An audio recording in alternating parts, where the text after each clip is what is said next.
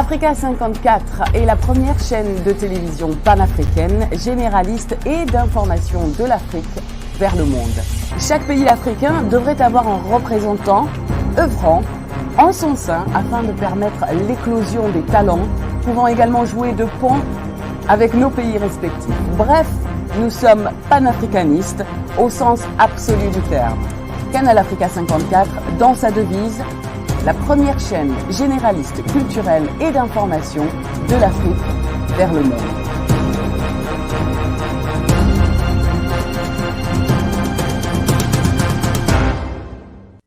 Canal Africa 54 will give to Africans and Afro-Caribbean what they have long been waiting for, expression of their own voice alongside the Western media and elsewhere in the globe.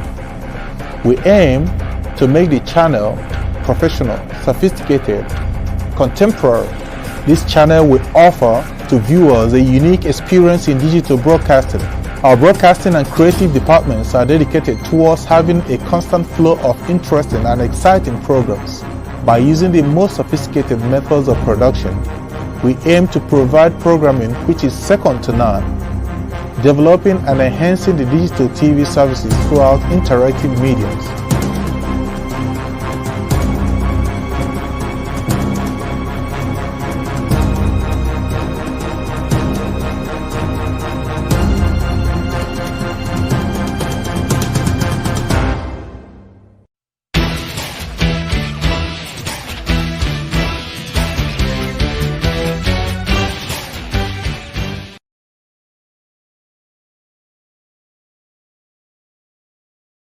Bonsoir et bienvenue à notre émission Le Vrai Débat. Le Vrai Débat est une nouvelle émission que nous amorçons à partir de ce mois de juin pour parler des questions relatives au continent africain, spécialement des sujets qui touchent la République démocratique du Congo, parce qu'il s'agit du Congo démocratique ce soir. Dans ce Vrai Débat, effectivement, nous allons parler de trois sujets. Trois sujets seront en tout cas à l'honneur ce soir. Nous allons d'abord parler de la question de l'état de droit en République démocratique du Congo, cet état de droit qui avait amené au pouvoir le président de la République Tshisekedi, qui fut donc celui qui fut le grand opposant de l'UDPS, l'opposant à tous les régimes qui se sont succédés en République démocratique du Congo, à partir du maréchal Mobutu en passant par les deux Kabila, jusqu'à prendre le pouvoir aujourd'hui. Le slogan de l'état des droits, c'est un sujet vraiment capital pour ce pays. La question qui va se poser autour de ce sujet sera de savoir si le Congo vit l'état de droit ou l'état de non-droit. Le deuxième sujet sera consacré à la proposition de loi ou projet de loi initié par l'ancien candidat à la présidence de la République, M. Noël Tchani. Comme vous le savez, ce sujet fait couler beaucoup d'encre et de salive en République démocratique du Congo et auprès de sa diaspora à travers le monde. La plupart des gens considèrent que cette question relève de la discrimination. Ce projet ou proposition de loi ne vise que certaines personnes qui sont visées pour être éliminées aux prochaines législatures. Est-ce cela la réalité? Est-ce cela la vérité? Est-ce cela l'idée qui est cachée derrière cette initiation de projet? Et enfin, nous allons parler des reliques de Patrice Emery Lumumba qui seront rapatriés en République démocratique du Congo après 60 ans d'assassinat, que ces héros nationalistes lumumbistes, ces héros nationalistes congolais ou panafricains ont connu la République démocratique du Congo. Voilà les trois sujets pour lesquels nous allons discuter ce soir. Mais qui vont participer à ce débat? Les intellectuels, les intelligences qui ont accepté de participer à ce débat. Nous avons d'abord M. Kila Muzemba Charles. Il est ancien ministre et conseiller à l'ambassade de la République démocratique du Congo en Belgique.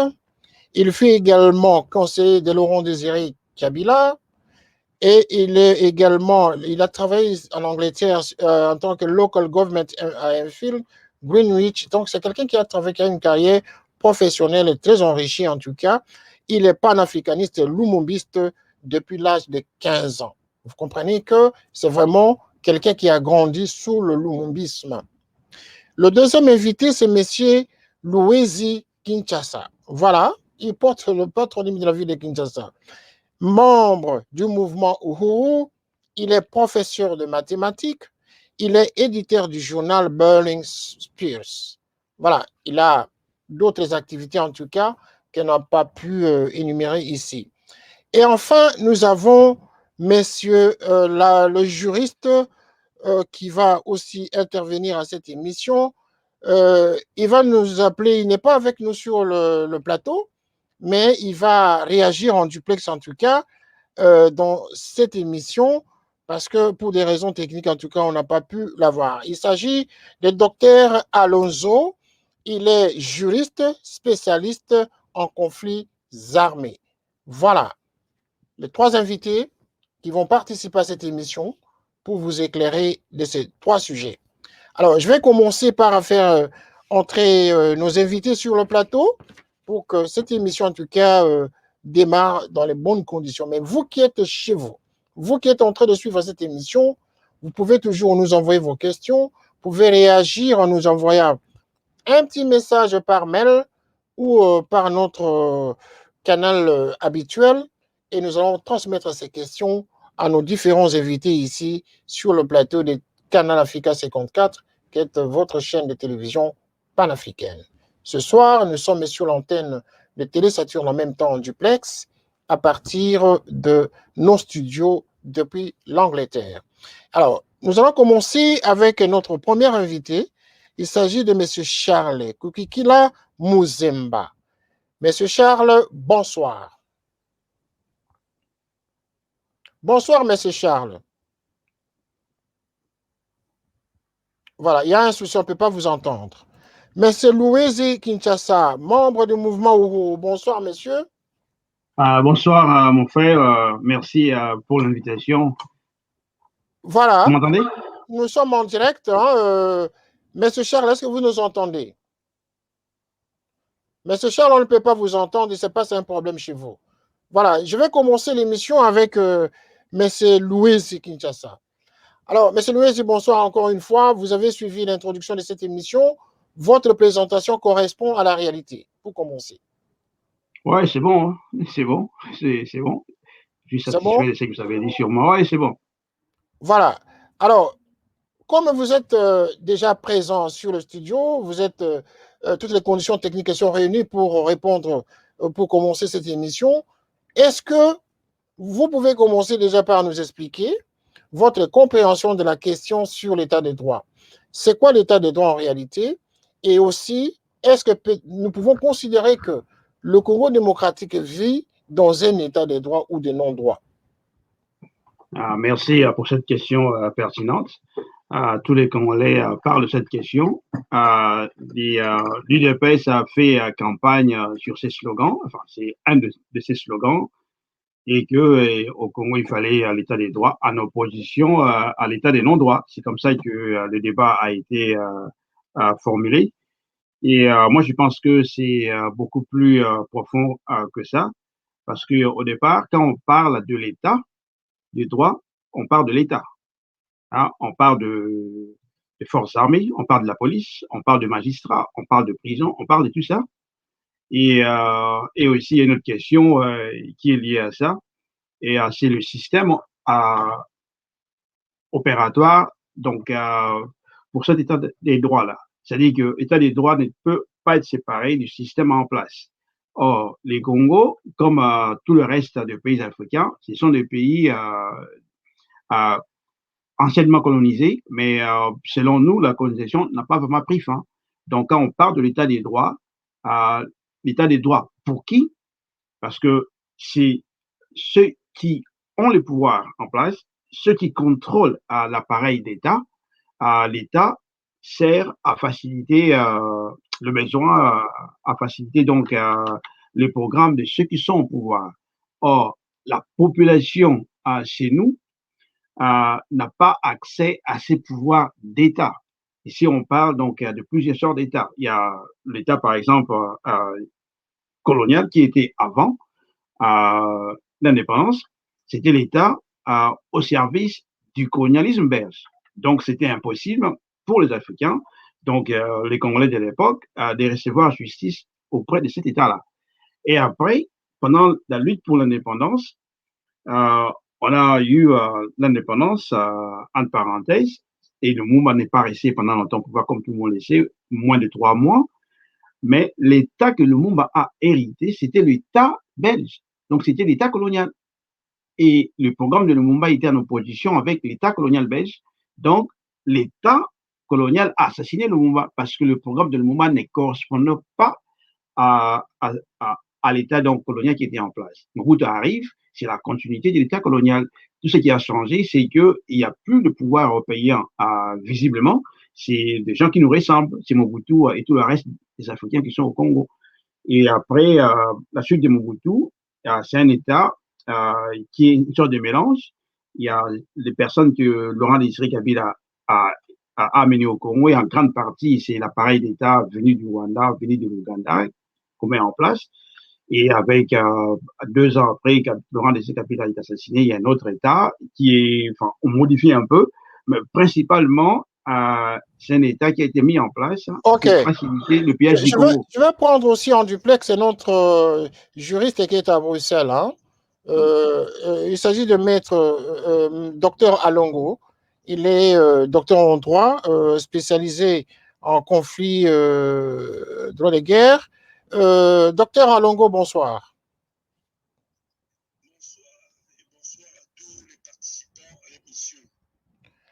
Ok, comme vous l'avez entendu, hein, nous déplorons cette condition technique qui vous arrive. Sinon, vous seriez avec tout le monde en duplex et sur le plateau. Mais vous avez suivi quand même l'émission. Nous amorçons déjà la question de l'état de droit. Est-ce que vous pouvez nous définir comme ça, en peu de mots, cette notion d'état de droit? La notion d'état de droit d'abord, et puis, est-ce qu'elle est applicable actuellement en République démocratique du Congo? Bien, merci beaucoup pour la question.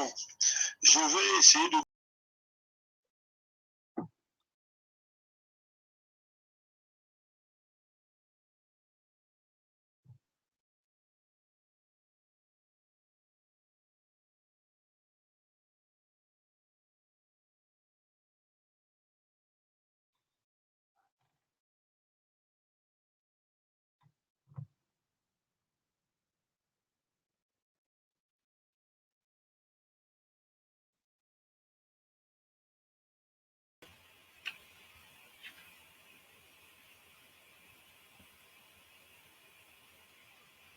Non, quand on parle de l'état de droit au Congo, est-ce qu'il faut se poser, nous posons la question de savoir si réellement et effectivement il y a un état de droit au Congo. C'est cette question qui mérite d'être posée.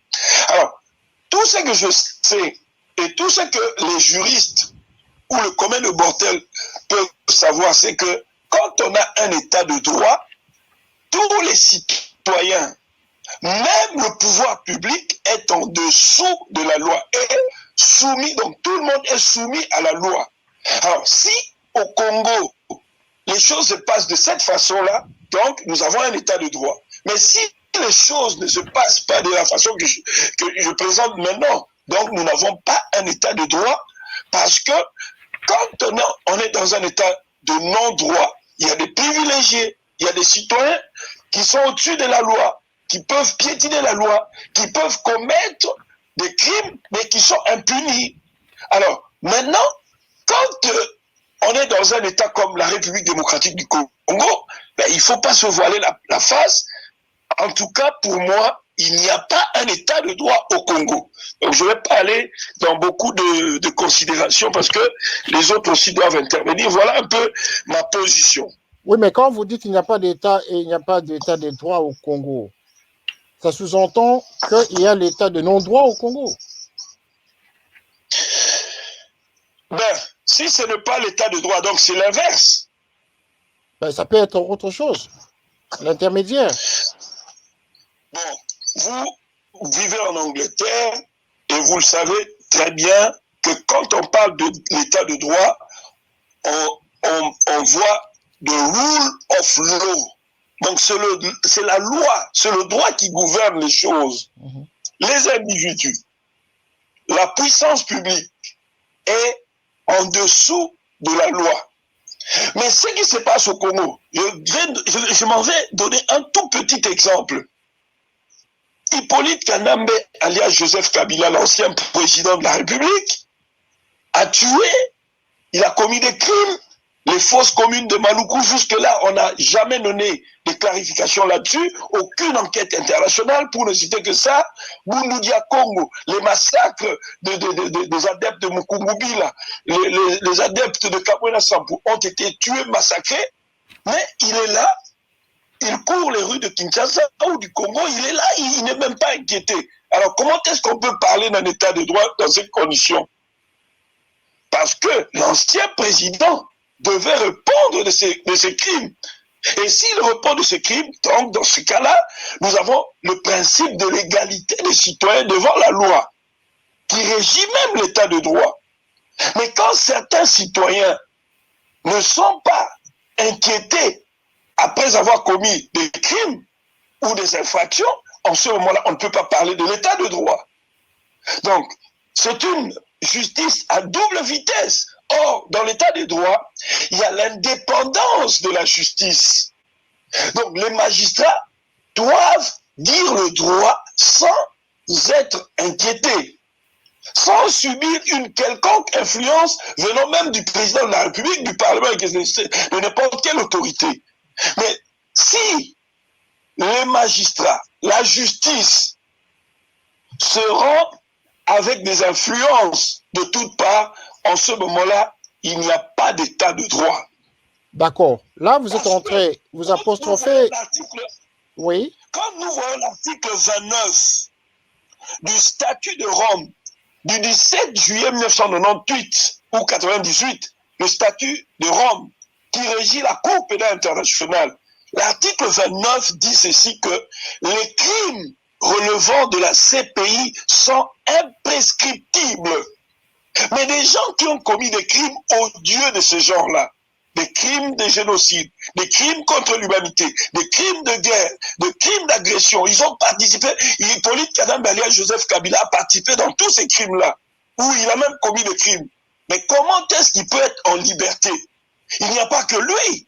La Kabylie, je veux dire, le système Hippolyte Kanambe alias Joseph Kabila, mais tous ces gens-là, les Aubin Minakou, les Mende, tout ce monde-là, ils ne sont même pas inquiétés, ils ne sont même pas interpellés.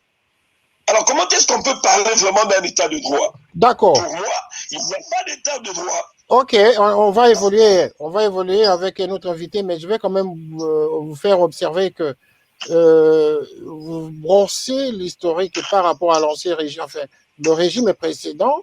Mais ici, nous parlons de l'état de droit avec l'actuel président de la République qui commence quand même à montrer des signaux avec des arrestations, des interpellations que les Congolais constatent en tout cas sur le paysage politique actuel en République démocratique du Congo. Ce sont des signaux indicateurs qui prouvent que le nouveau président de la République est en train de vouloir complètement changer les choses. Alors, je vais vérifier avec M. Charles Ekoukikala. J'espère que pour le moment, le son est revenu. Je ne sais pas, vous m'entendez? Ben voilà, nous vous entendons, c'est parfait. Alors, quelle est votre réaction à cette question de l'état des droits, M. Charles Ekoukikala? Oui, tout à fait. La question de l'état des droits ici signifie que la puissance publique est soumise au droit. C'est la primauté du droit. Et puis la séparation de l'exécutif et du législatif. Et surtout l'indépendance du système judiciaire. Or, ici au Congo, pour le moment, nous voyons que la justice ou les juges et tous ceux qui sont employés dans le système hésitent toujours de poser des actes corrects. Alors, la question ici est de savoir, sommes-nous dans un état de droit? Nous ne pouvons pas dire que nous sommes dans un état de droit dans la mesure où, comme mon frère Louis venait de le dire, nous avons hérité un système qui était colonial, un système belge avec tous les parapluies, la panoplie belge. Alors, maintenant, la question est de savoir, sommes-nous dans un état de droit? Nous ne le sommes pas. Pourquoi? Parce que quand nos pères se sont réunis en Belgique pour discuter de l'avenir du Congo, c'était effectivement pour établir les règles de d'un état de droit, notamment adopter une constitution, adopter un drapeau, adopter tout ce qui fait d'un État un État. Alors, qu'est-ce qui s'est passé? Au retour au Congo, certaines personnes qui sont allées en Belgique sont revenues et ils ont rejeté tous les acquis de l'indépendance, tous les acquis, tout ce qu'ils ont discuté en Belgique. Alors, en rejetant cela, ils ont rejeté aussi l'état de droit. Nous sommes entrés dans un système de l'état de non-droit. Au fait, nous sommes dans un système de non-droit depuis que le gouvernement de Lumumba a été mis d'un côté, le Parlement de 1960 a été suspendu par Kasavubu et le reste. Alors, nous sommes entrés dans un état de non-droit. Alors, aujourd'hui, quand nous parlons d'état de droit, nous devons revisiter le protocole de l'indépendance. Ce n'est pas recopier ce qui a été dit, mais en tout cas, revisiter cela pour qu'on adopte, qu'on essaie un peu d'adopter ce qui est adoptable pour nous aujourd'hui, pour nous permettre d'avancer dans un état, dans un contexte de droit. Parce que la primauté du droit est très importante, la séparation du pouvoir législatif et du pouvoir exécutif, et aussi la soumission de tout le monde, même de l'État, aux lois. Alors, cela ne peut se faire que dans une situation où nous, les Congolais, nous revenons dans l'esprit du protocole de l'indépendance, qui était au fait le résultat d'une discussion entre les Congolais, et peut-être la première fois les Congolais discutaient de leur devenir. Alors, nous devons revoir cela. Comme ça, nous allons nous remettre dans un système de droit et définir les nouvelles règles dans lesquelles nous allons fonctionner. Et revoir la Constitution. C'est très important que tout cela doit être chapeauté par une Constitution et des institutions très fortes. À l'heure actuelle, on en a pas, parce que nous voyons de gauche à droite, on est en train de patauger. Bien qu'il y ait un slogan aujourd'hui que le chef de l'État, Tshisekedi, est en train de parler de l'État des droits, c'est devenu comme un slogan, n'importe qui peut changer cela, mais l'élite de l'UDPS, tous ceux qui sont au pouvoir ne sont pas prêts de discuter exactement ce que cela veut dire, l'État des droits, dans le contexte du Congo actuellement. Nous sommes dans un état de droit, dans la mesure où même la constitution qui régit le Congo aujourd'hui n'est pas une constitution réellement qui nous donne en quelque sorte les paramètres pour que le pays fonctionne dans un contexte d'état de droit, parce que le Congolais n'avait jamais été consulté pour faire la constitution actuelle. Donc nous devons rentrer au départ, au point de cadre de départ, revoir les protocoles de l'indépendance et de là aller de l'avant. Voilà un peu mon point de vue par rapport à cela. Alors, à la préparation de l'émission, vous avez parlé de la notion du néocolonialisme. Donc, vous considérez que le Congo continue à vivre toujours dans le jus du néocolonialisme?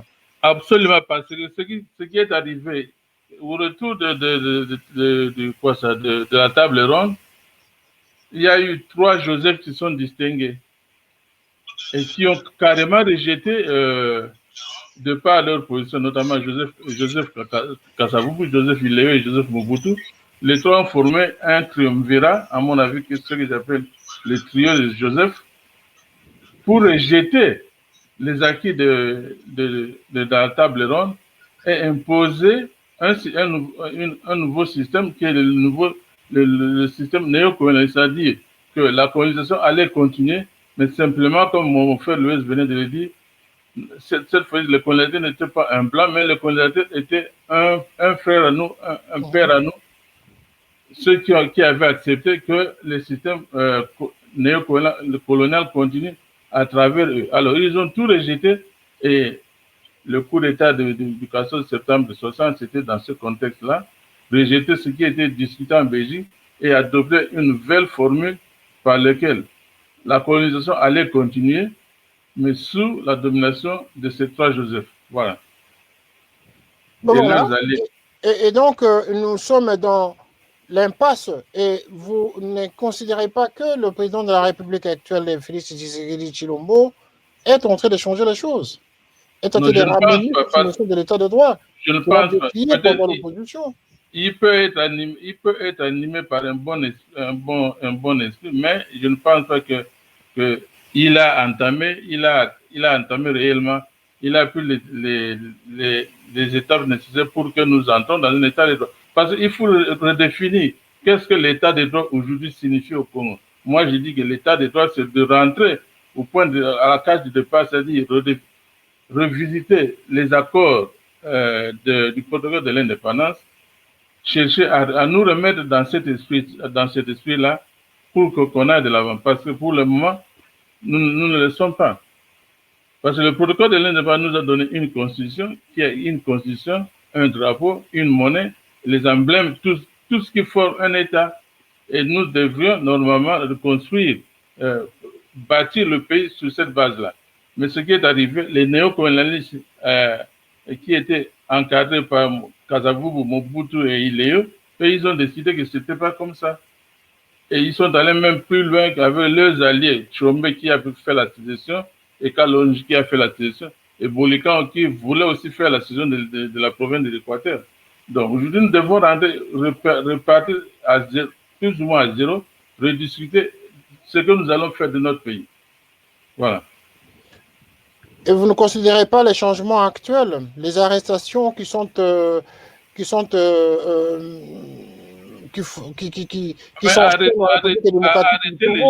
les interpellations même des proches du président de la République, mais ça oui, c'est une amorce sur l'état de droit.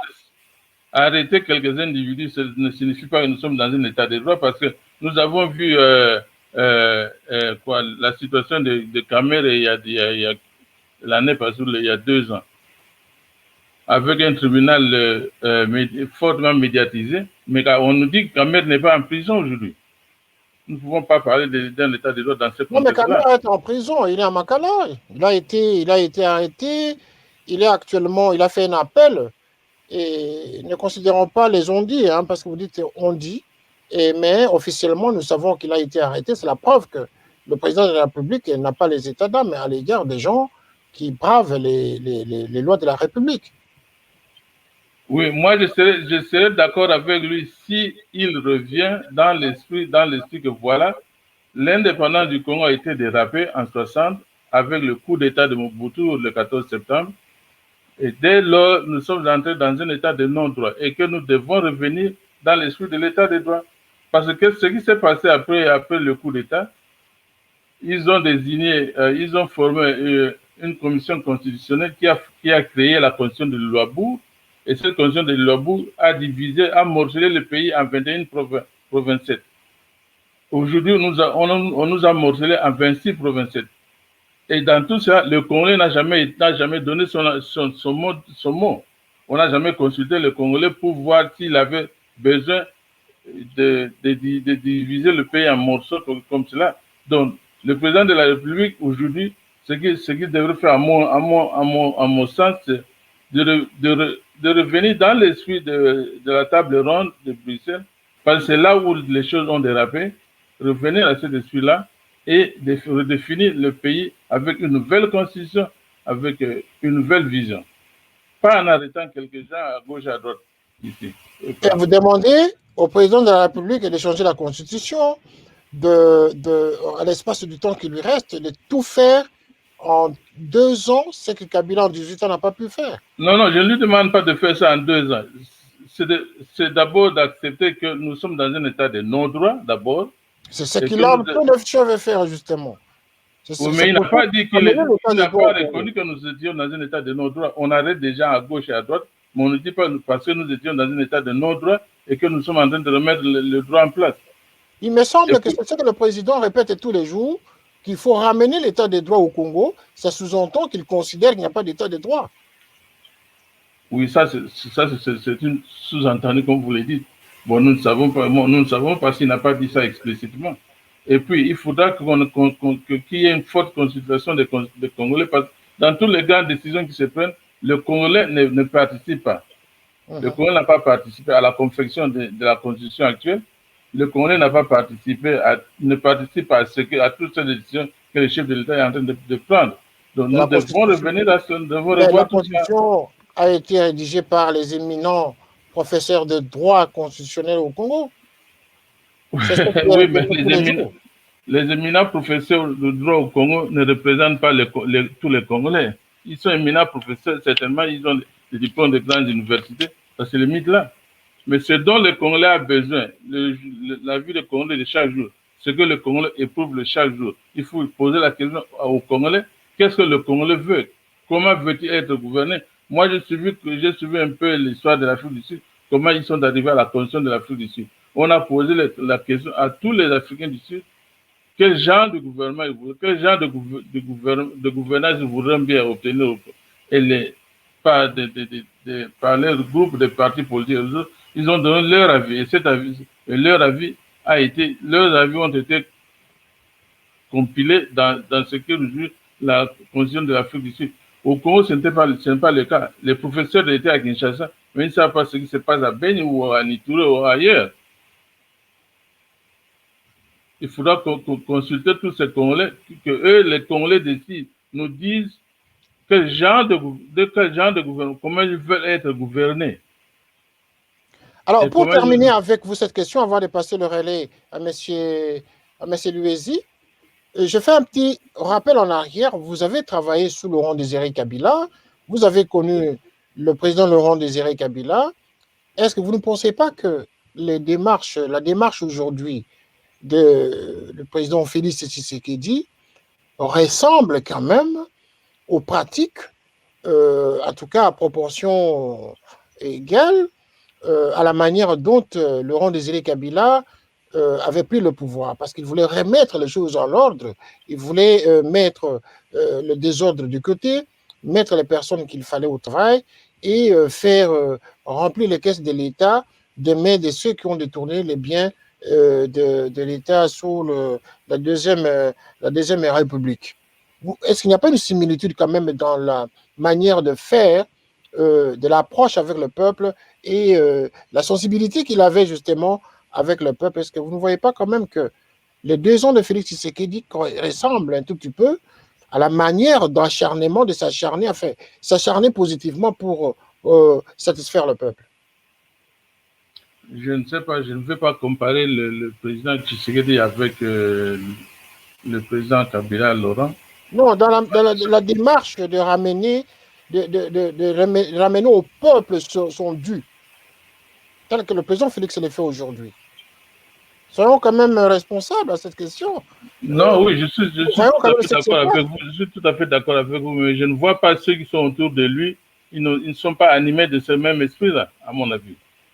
Ceux qui sont autour de Laurent Désiré Kabila a commencé, il a arrêté certains moboutistes qui se sont enrichis, oui, en leur demandant de ramener tout ce qu'ils ont détourné. Félix Tshisekedi aujourd'hui arrête également ceux qui détournent les deniers publics. On le voit. Est-ce que ça ne mérite pas quand même une évocation? Non, j'accepte le fait qu'on arrête les gens, mais il faudra encore que ces gens-là doivent être traduits en justice et que la justice prenne son cours normal. D'accord. Parce que la primauté du droit doit être ce qui doit nous animer dans tout ça. Le droit doit être suprême et que le système judiciaire de justice soit indépendant. Ok, mais le système judiciaire est indépendant, en tout cas, c'est ce que nous constatons. Mais c'est Luezi, votre réaction, parce que bientôt, dans 5 minutes, on va terminer cette thématique pour passer au deuxième sujet relatif à la proposition de loi qui sera bientôt introduite au Parlement. Ce projet de loi ou proposition de loi que M. Tiani, l'ancien candidat à la présidence, voudrait justement soumettre au Parlement congolais. Pour terminer cette première partie de l'émission, est-ce que vous considérez, comme M. Charles Koukukala, que rien n'est fait, nous sommes toujours dans l'état de non-droit, malgré que les efforts que le président Félix Tshisekedi Tshilombo est en train de faire actuellement pour changer les choses au Congo? Êtes-vous du même avis, M.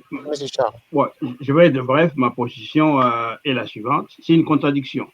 Être un État dominé, colonisé, et être en même temps un État de droit. C'est une contradiction. C'est-à-dire que l'État des droits doit être l'aboutissement de la victoire du peuple sur la réalité coloniale, sur l'État colonial en place, sur l'économie coloniale en place. C'est-à-dire que ce sont les masses, le peuple mobilisé, qui doit être porteur d'un projet d'État des droits. C'est-à-dire non seulement mettre des limites sur les possibilités de ceux qui sont responsables donc des crimes économiques, des crimes de sang, etc., mettent des limites sur leur possibilité de faire du mal au pays, à la nation, au peuple. Et ce projet-là doit être porté par le peuple. Donc, je n'ai pas vu ce projet-là. Et en plus, quand on dit l'état des droits, et nous sommes dans un pays qui est dominé, un pays des classes, c'est-à-dire que quelqu'un doit être opprimé. La question est la suivante. Quelle force doit être opprimée? Or, dans l'état des droits, dans toute forme d'état, il faut qu'il y ait des opprimés. Donc, dans notre cas, qui est opprimé?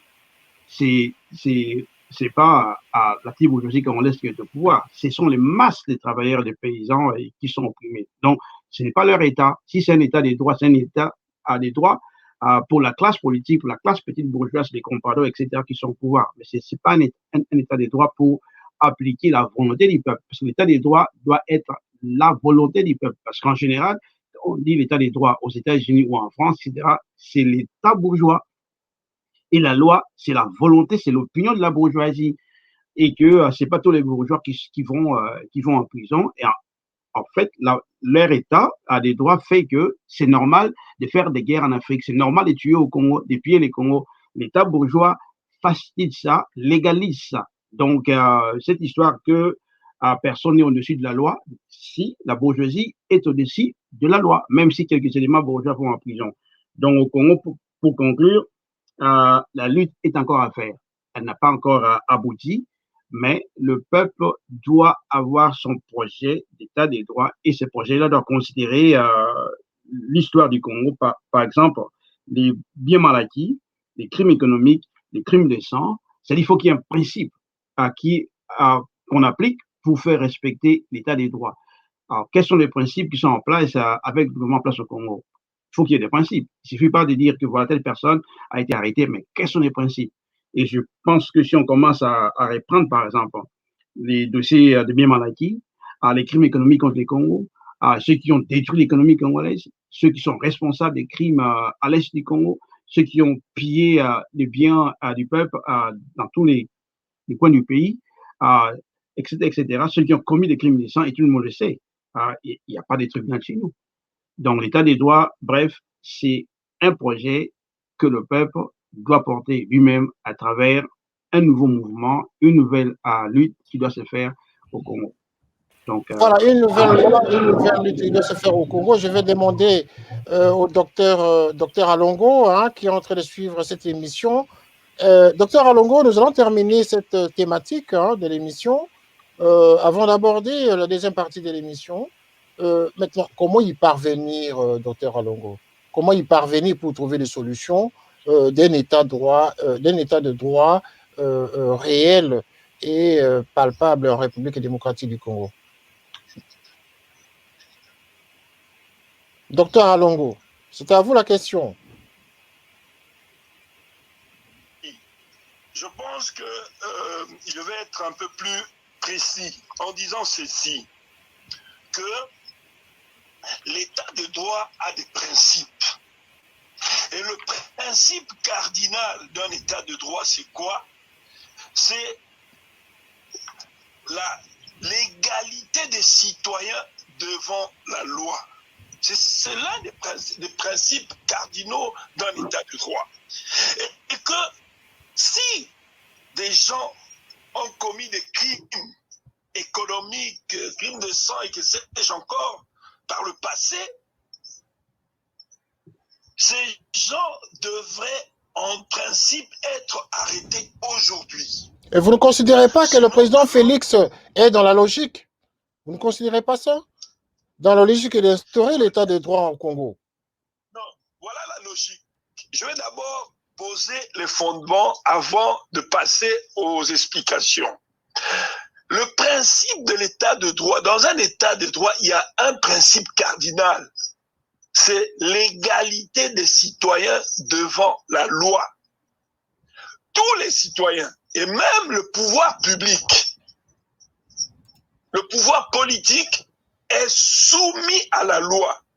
Les citoyens, les individus, tous, je dis bien tous, sont soumis à la loi.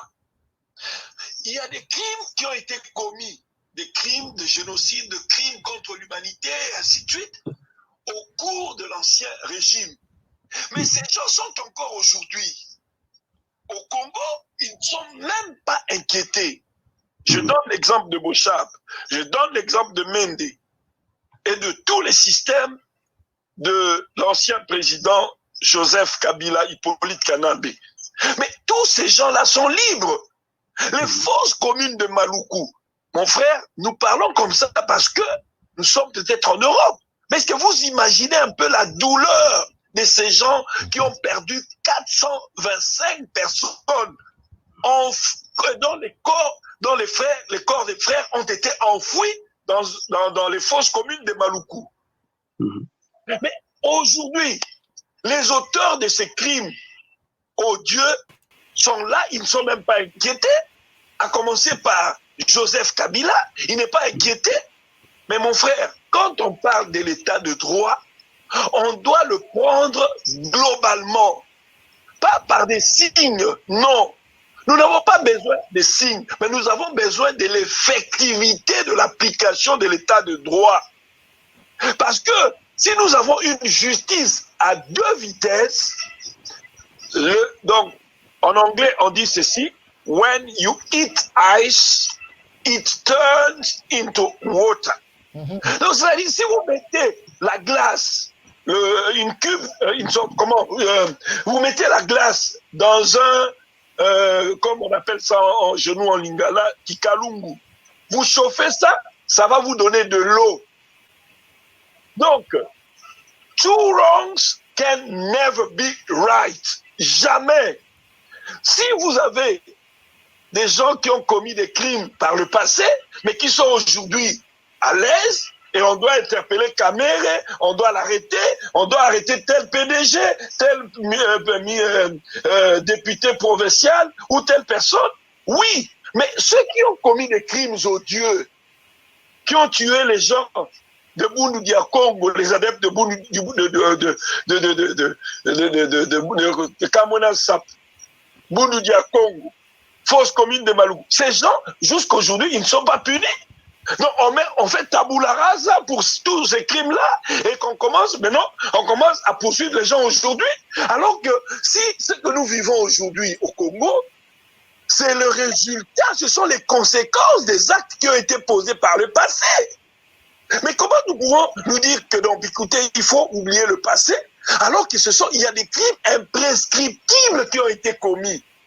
Selon l'article 29 du statut de Rome du 17 juillet 1998, ces crimes qui relèvent de la Cour pénale internationale, je cite, crimes de génocide, crimes contre l'humanité, crimes de guerre et crimes d'agression, ce sont des crimes qui ne se prescrivent pas, c'est-à-dire qu'on ne peut jamais effacer. Nous voyons aujourd'hui, il y a des gens qui ont commis des crimes à l'époque de la guerre de 40 à 45, mais ils sont inquiétés jusqu'aujourd'hui. Mais chez nous, des gens qui ont commis des crimes il n'y a même pas 10 ans, et aujourd'hui ils sont à l'aise, et on veut parler de l'état de droit dans cette condition. Voilà, bonne question, mais quand même, vous savez tous que le président de la République actuelle, Félix Tshisekedi, venait de prendre le pouvoir dans les conditions que vous connaissez tous, les difficultés qu'il avait traversées pendant au moins 3 ans maintenant. Il reste 2 ans avant de terminer son premier quinquennat. Si seulement si il va briguer un autre, on ne sait pas encore. Mais est-ce que vous ne voyez pas quand même que sur le peu de temps, il est en train de faire des efforts pour quand même écouter la voix du peuple sur cette question de l'état des droits, en montrant quand même à ceux qui ont géré les affaires sous le régime précédent que trop c'est trop, maintenant il faut que les choses changent au Congo. Ça, il faut au moins le reconnaître, les efforts. Je vais dire ceci. Vous savez, le droit évolue au gré des événements et des situations. Voilà pourquoi le droit évolue. Avant, quand on commettait un crime de viol sur une fille, un mineur, une fille mineure, on disait, ben écoutez, il y avait un certain délai de prescription. Mais compte tenu de l'évolution du droit, aujourd'hui, si vous violez une mineure, une fille mineure, la prescription va commencer à partir du moment où la personne a atteint 18 ans d'âge. Donc, à partir de sa majorité. Donc, c'est à partir de 18 ans qu'on va commencer à compter. Puisqu'avant, on ne faisait pas ça. Donc, les choses doivent évoluer au regard de la situation, au regard des situations. Mais mon frère, quand le président actuel a pris le pouvoir, les gens disent que c'est dans ces conditions-là. Mais aujourd'hui, il a l'impérium. Mais justement. Mais quand on a... Attendez, quand les Allemands ont été chassés après l'occupation, mais ça n'a pas attendu 2 ans. On applique directement la rigueur de la loi. C'est comme ça que ça doit se passer pour qu'il y ait les véritables signes de changement. C'est ça. Il faut commencer par frapper les plus grands criminels et descendre. C'est surtout ceux-là qui doivent être visés par la loi. Mais justement, c'est ce qu'il est en train de faire. Vous ne remarquez pas ça, docteur Alongo? Je vais dire ceci. Attendez, je vais vous dire une chose. Est-ce que Jeannette Kabila est inquiétée? Est-ce que Zoé Kabila est inquiétée? Pourquoi vous souhaitez... Est-ce que vous savez que Zoé Pourquoi Kabila... vous souhaitez... Excusez-moi un peu. Oui. Est-ce que vous savez que ôter la vie à une personne, c'est un crime c'est un assassinat ou... Oui, c'est un assassinat, c'est qu'il a fait, ou meurtre, je ne sais pas moi. Un homicide. Il ôte la vie à une personne, mais il est libre aujourd'hui. Mais ce crime-là, il avait abattu un policier de roulage au rond-point Sosibat à Kinshasa. Mais Zoé Kabila aujourd'hui n'est même pas inquiété, il n'a même pas été entendu et interpellé. Mais les gens nous disent, oh voilà, ça va venir. Mais ça va venir, mais on devait commencer par là. Ces gens qui ont amassé des richesses, des grandes richesses, sont libres. Ils jouissent de leur butin de vol jusqu'à aujourd'hui. D'accord, mais docteur Alongo, n'allons pas trop vite en besogne. Hein. Nous allons voir ce que ça va donner. Parce que quand même, je suis en train de vous poser la même question, en tout cas pour terminer cette première partie de l'émission. D'une part, est-ce que vous ne remarquez pas quand même que le président de la République actuelle fait des efforts pour amener l'état de droit qui était inexistant? Et enfin, comment y parvenir finalement? Et nous aurons terminé cette première partie de l'émission. Je vous donne à chacun de vous 1 minute. Docteur Alongo, comme vous êtes en ligne, vous pouvez terminer votre minute avec la conclusion de ces 2 questions, s'il vous plaît. L'état de droit n'existe pas au Congo. Oui, ça nous avons compris. Comment y parvenir? Attendez, les signes qui sont perçus jusque-là, pour moi, ne rencontrent pas ma satisfaction. Je reste... Non, ne parlez pas de votre satisfaction. Parlons de la satisfaction générale. Oui, ça qui compte. Je sais que le peuple congolais aussi aujourd'hui a cette soif de justice, voilà, de la vraie justice. Le peuple congolais attend cette justice parce que les 400, plus ou moins 400 corps qui ont été ensevelis, qui ont été enfouis dans les fosses communes de Maluku, les familles attendent justice jusqu'aujourd'hui. Vous n'allez pas me dire que parce qu'on a arrêté Kamel, on a interpellé telle autre personne, ces gens sont satisfaits. Non. Il faut que l'état de droit soit effectif. Pas un état de droit de demi-mesure. Il faut que la magistrature, la justice soit réellement indépendante. Merci, docteur Alongo. On aura terminé votre petite minute pour terminer cette partie de l'émission. Je passe à M. Louezi, qui va aussi conclure cette partie de l'émission en répondant à ces 2 petites questions qu'il venait de poser. À vous, monsieur. Pour moi, l'état des droits commence avec la victoire de notre peuple donc sur la domination coloniale et impérialiste du Congo, c'est-à-dire le peuple devient le maître de son sort et de son sous-sol, et en même temps aussi un État qui applique la volonté populaire et distribue la justice sociale, c'est-à-dire tous ceux qui ont commis des crimes de sang, des crimes économiques, étrangers et nationaux doivent payer de leurs actes. Et un État qui est capable d'appliquer cette volonté du peuple, c'est à ce moment-là qu'il commence l'état de droit. Victoire du peuple congolais avec un État qui existe aux dépens de l'État colonial qui est en place. Mais est-ce que vous ne remarquez pas qu'il y a quand même un effort qui est engagé par le président de la République dans ce sens? C'est pas un effort qui compte, c'est la direction, c'est le programme. Est-ce qu'il y a un programme de rendre le Congo réellement indépendant de la domination impérialiste? Est-ce qu'il y a réellement un programme qui cherche à amener le peuple au pouvoir? Le peuple n'est pas au pouvoir. C'est une minorité de la classe dirigeante des évolués congolais qui sont au pouvoir. Le peuple n'est pas au pouvoir. Et l'état des droits commence quand le peuple jouisse du pouvoir. C'est-à-dire que l'État, c'est aussi le peuple. Pour l'instant, c'est pas le peuple. Pour terminer la première partie. En ce qui me concerne, moi, je pense que je vais un peu rejoindre Louisi à ce point-là.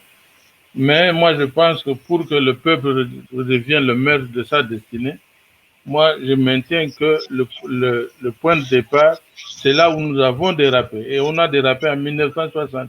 Nous devons rentrer à ce point de départ, revisiter les acquis du protocole de l'indépendance et donner réellement l'espoir à ce peuple meurtri pour qu'il se rende maître de sa destinée. Les efforts du président Félix aujourd'hui, on peut les applaudir, mais ça, ce n'est pas réellement, ça ne nous amène pas à un état de droit. L'état de droit, c'est par où le peuple décide de son avenir, de son devenir. Voilà un peu ce que moi je pense sur ça. Voilà, nous allons passer ainsi à la deuxième partie de cette émission. Nous reconnaissons que cette première partie de l'émission a été très importante parce qu'il fallait circonscrire un tout petit peu la situation juridique et de droit en République démocratique du Congo pour comprendre la nuance de la deuxième partie de cette émission. Nous allons entamer cette deuxième partie de l'émission après que nous ayons vu, regarder ce petit élément. À tout à l'heure.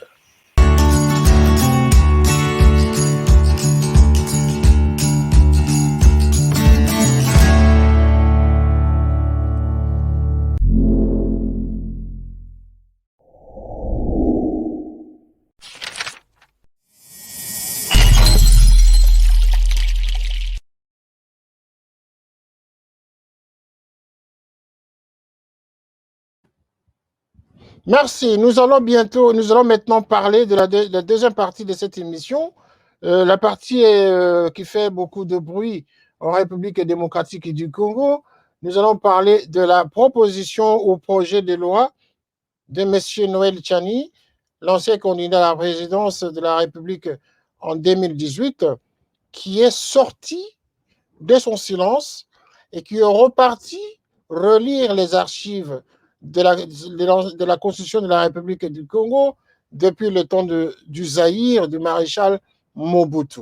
Il a ressorti comme ça cet article justement qui a été torpillé par le régime Kabila et il a voulu justement soumettre à la vie de tous les Congolais et aujourd'hui ça fait jaser dans tous les sens. La proposition de loi Tchani, la congolité au poste régalienne de la République, est-ce une loi discriminatoire? C'est cela la question. Est-ce une loi discriminatoire?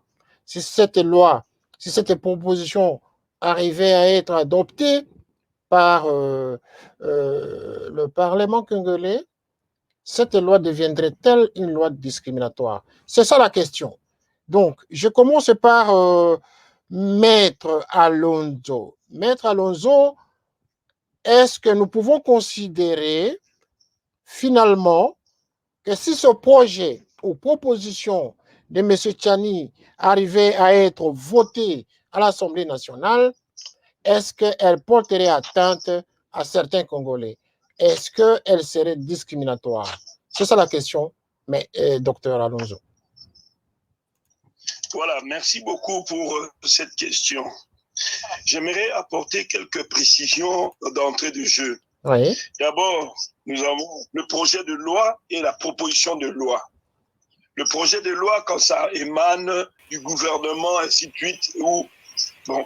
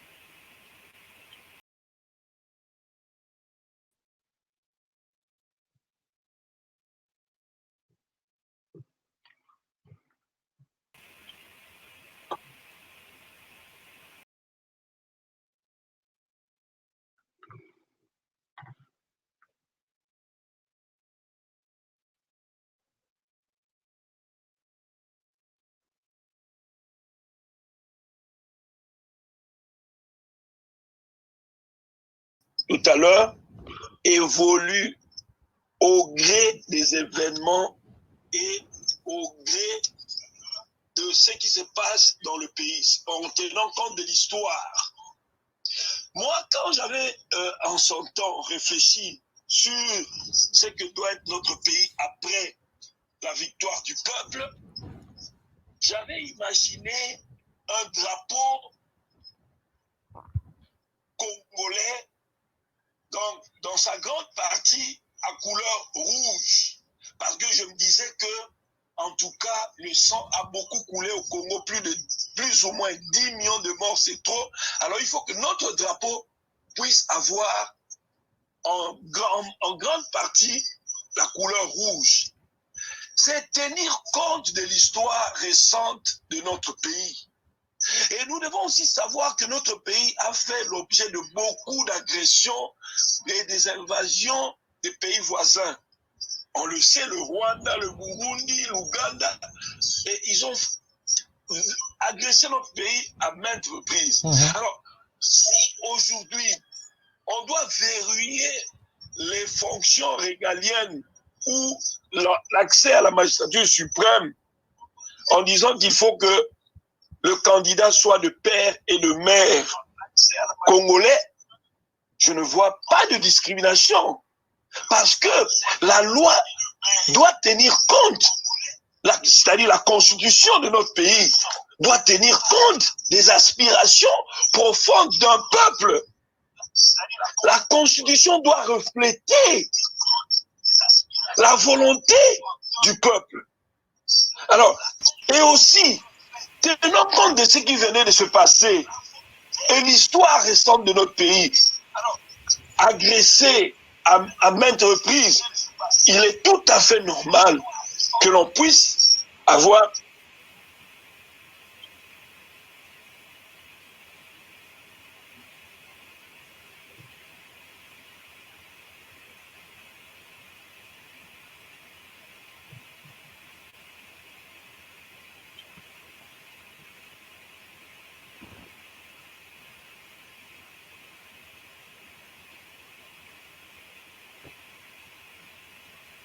c'est tout. Merci. Et que nous devons quand même tenir compte de notre souveraineté. Cette loi-là renforce la souveraineté, va renforcer la souveraineté de notre pays. La loi Tchani. Elle est réaliste. Moi, je soutiens à 100% le fait que cette loi soit réellement adoptée et qu'elle soit promulguée par le président de la République pour pouvoir devenir opposable à tous.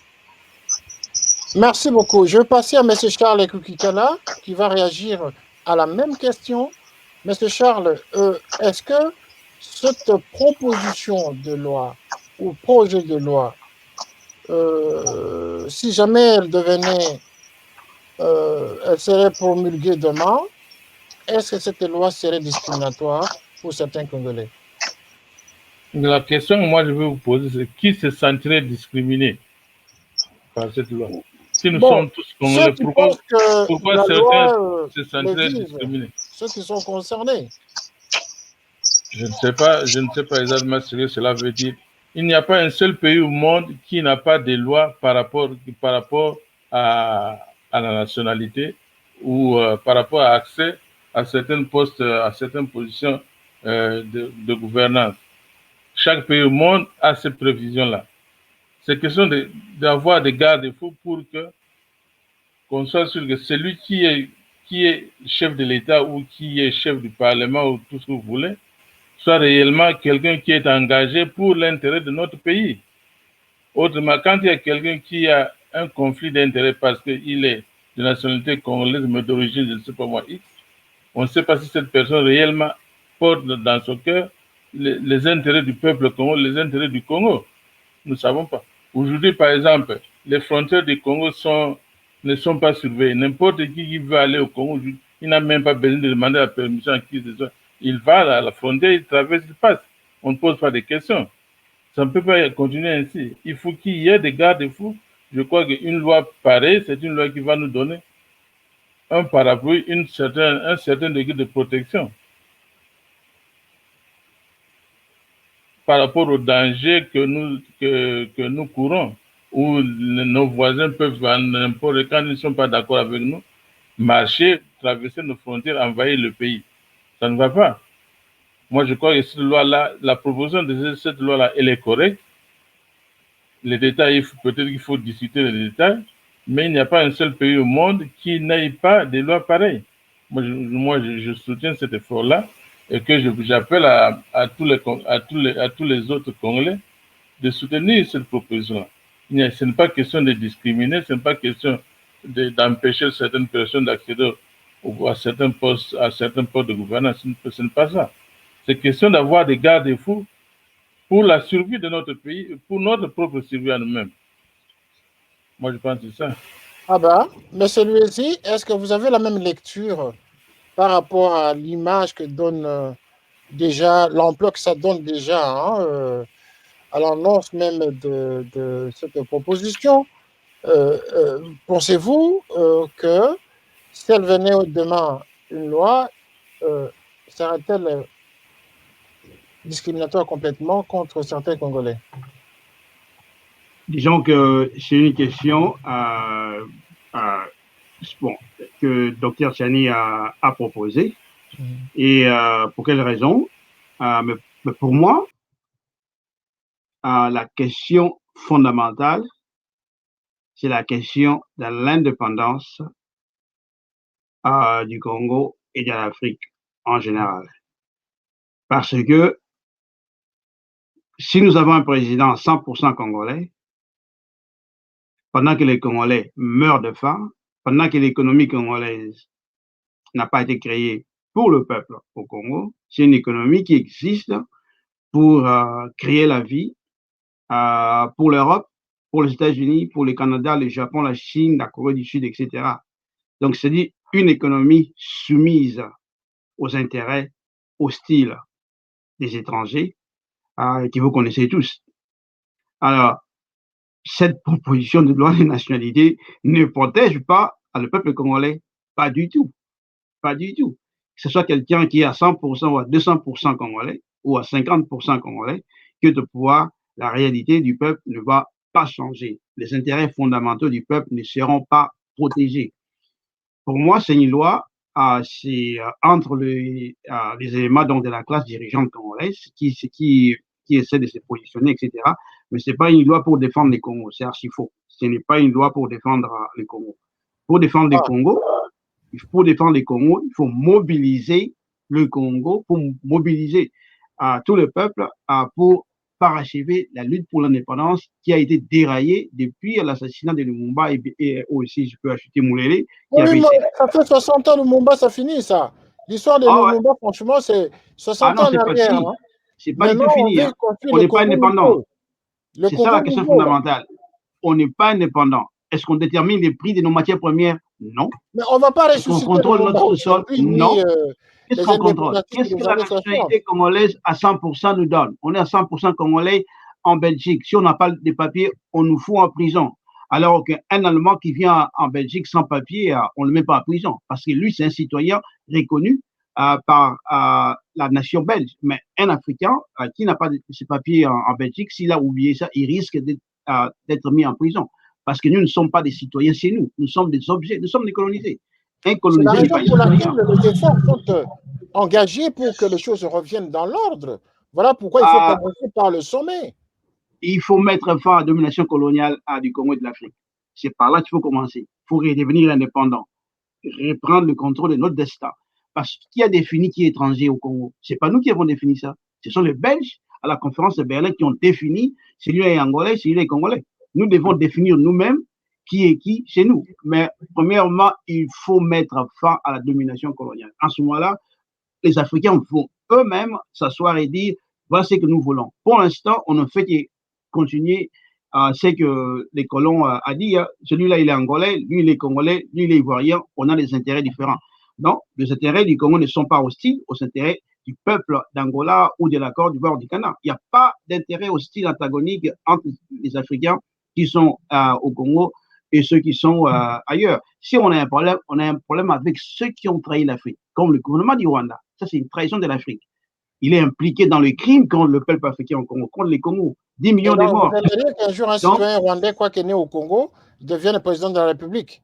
Vous ne pensez pas au Congo on ne veut pas des agents impérialistes, des génocidaires qui soient au pouvoir au Congo, ni au Rwanda. On ne veut pas, selon moi, on ne peut pas avoir un génocidaire au pouvoir. C'est la honte pour toute l'Afrique, y compris les Rwandais. C'est la honte pour toute l'Afrique d'avoir un génocidaire au pouvoir au Rwanda et ou en Ouganda. Il faut sécuriser les institutions régaliennes, qui est une bonne chose. L'Afrique ne peut se sécuriser qu'en mettant fin à la domination de l'Afrique. Il faut mettre fin à la domination de l'Afrique. Ce sont eux qui déterminent qui est qui, qu'est-ce qui fait quoi, qui produit quoi. Parce que là, vous relevez un sujet un peu plus complexe. De quelle manière? De quelle manière? L'unité africaine, c'est une force colossale. C'est une force colossale. C'est une force invincible. Une Afrique unie. Les dirigeants de ce monde le savent. Hein? Ils savent très bien qu'une Afrique unie, c'est la solution pour l'Afrique. Oui, ça c'est connu. Ça c'est connu. Mais pour le cas d'espèce actuellement au Congo par rapport à cette proposition de loi de M. Noël Tchani, vous dites que ça ne protège pas les Congolais? Ah non, pas du tout. Ah, pas du tout. Est-ce que vous pouvez nous répéter ça? Dans quel sens? La proposition de loi ne cible pas, parce qu'il faut déjà définir c'est qui l'ennemi principal du Congo. C'est ça la question. Il faut définir qui est l'ennemi principal numéro 1 du Congo et des Congolais. C'est qui l'ennemi principal? Ce sont les non-Congolais qui sont visés d'accéder au sommet de l'État. Parce qu'on a vécu la confusion pendant plus de 60 ans et maintenant il faut que les choses reviennent dans l'ordre. Il faut quand même, comme se fait partout, qu'un fils du pays joue ce rôle-là, prenne ses responsabilités. Tout le monde le sait. Les non-Congolais qui sont au Congo, qui dominent au Congo, ils le font avec la complicité de 100% des Congolais. Il faut que ça prenne fin. Entre eux, il n'y a pas de mur. Hein.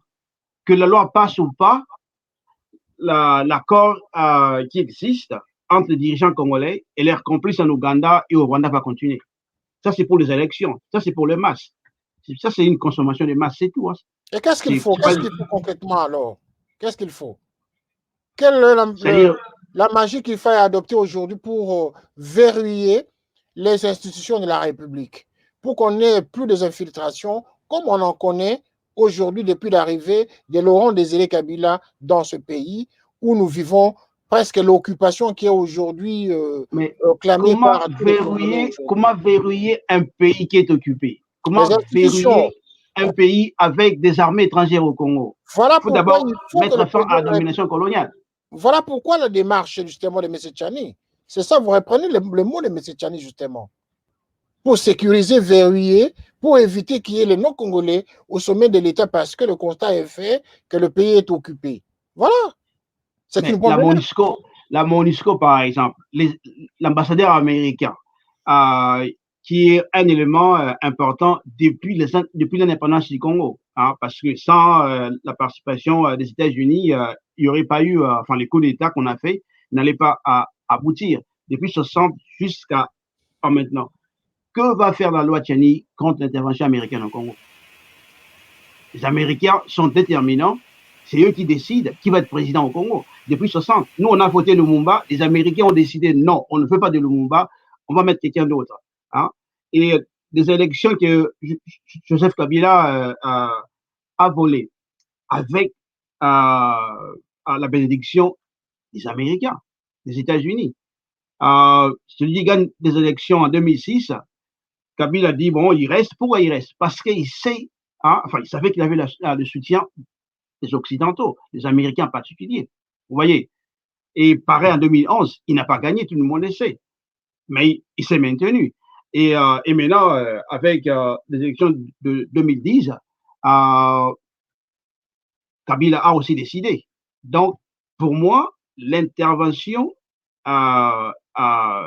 impérialiste est un élément clé. Les Congolais ou les non-Congolais qui vont être au pouvoir, si le Congo ne redevient pas indépendant dans une Afrique unie, on peut passer du loi comme on veut. Les colonisateurs n'ont aucun respect de nos lois, aucun respect de nos frontières. Ce sont eux qui ont tracé ces frontières et ils ne vont pas le respecter. Ça ne va pas changer du tout. Jusqu'à ce qu'il y ait un pouvoir fort basé sur le peuple et ces pouvoirs-là exigent, et ça revient à la première question, ça exige un État indépendant, un État avec un pouvoir international. On ne peut pas être indépendant si on n'a pas un État qui a une capacité internationale.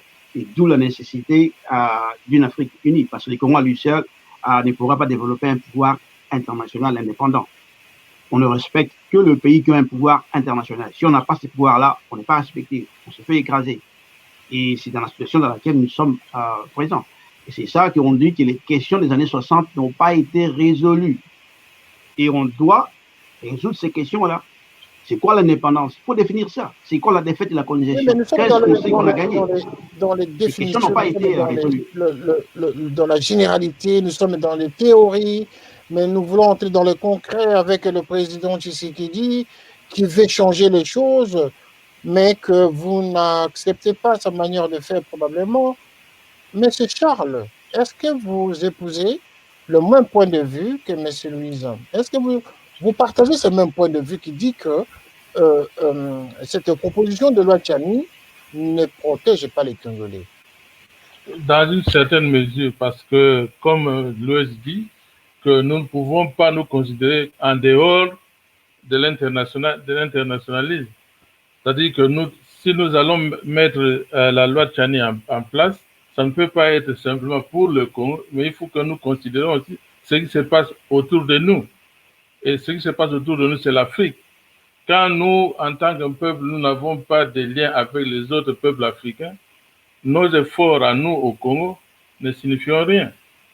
D'ailleurs, le premier président du Ghana l'avait répété à plusieurs occasions, que parlant du Ghana, l'indépendance du Ghana n'aura aucun sens si l'Afrique n'est pas unie. Il a appelé aux pays africains, aux Africains de s'unir, de créer une monnaie, une armée, une politique pour l'Afrique, pour les questions, pour nous défendre, nous les Africains.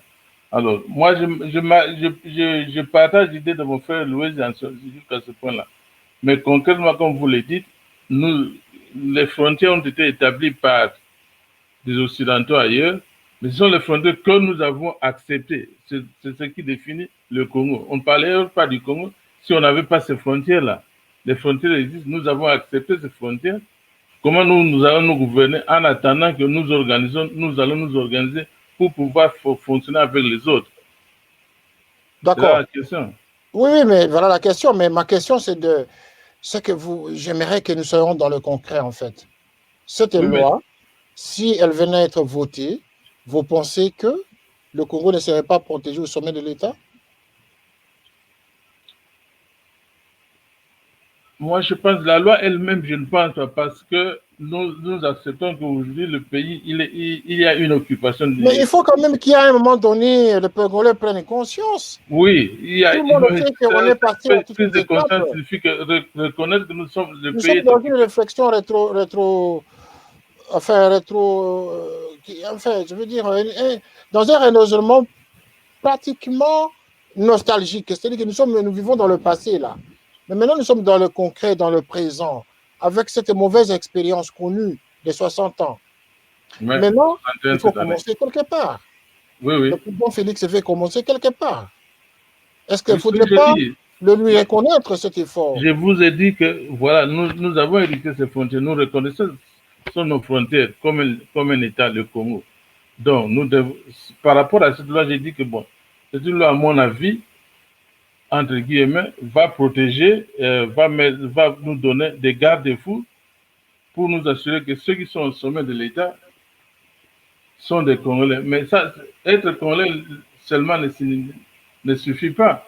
Parce qu'on peut avoir un Congolais au sommet de l'État. Ça, on le sait. Mais déjà, dans le principe, avoir un citoyen congolais, que d'avoir un étranger ou d'avoir un citoyen à nationalité des origines douteuses, que choisirez-vous? En peu de mots, que choisirez-vous? Non, je choisirais un Congolais. Eh bien voilà. Donc, commencez d'abord par le fait d'accepter qu'il y ait d'abord les Congolais Les restes, on va analyser par la suite et par rapport à son comportement, je dis, c'est-à-dire que la manière de conduire le pays. J'ai bien dit qu'on ne peut pas se limiter simplement par avec la loi Tchani. Une fois qu'on a des Congolais en place, il faudra aussi voir nous mettre dans un contexte international. On ne peut pas se dérober par rapport à cela. Voyez-vous? Donc, c'est bien la proposition de cette loi-là par rapport, comme elle est là. Moi, je soutiens ça pour le moment. Voilà. Je ne pense pas que ceux qui se disent, qu'ils seront discriminés, je ne sais pas par rapport à quand vous êtes Congolais. C'est une loi qui va nous donner l'opportunité qu'on ait des Congolais à la tête du pays, dans les institutions de notre pays. Mais cela ne suffit pas. Il faudra aussi maintenant aller prendre le second pas. C'est ce que mon frère Louis est en train de proposer. Nous devons nous considérer ce qui se passe autour de nous, en Afrique et ailleurs. Mais de toute façon, il faut quand même commencer quelque part, n'est-ce pas? C'est ce que je dis. Je reconnais la loi, la proposition de loi de Tchani. Je reconnais ça, je soutiens.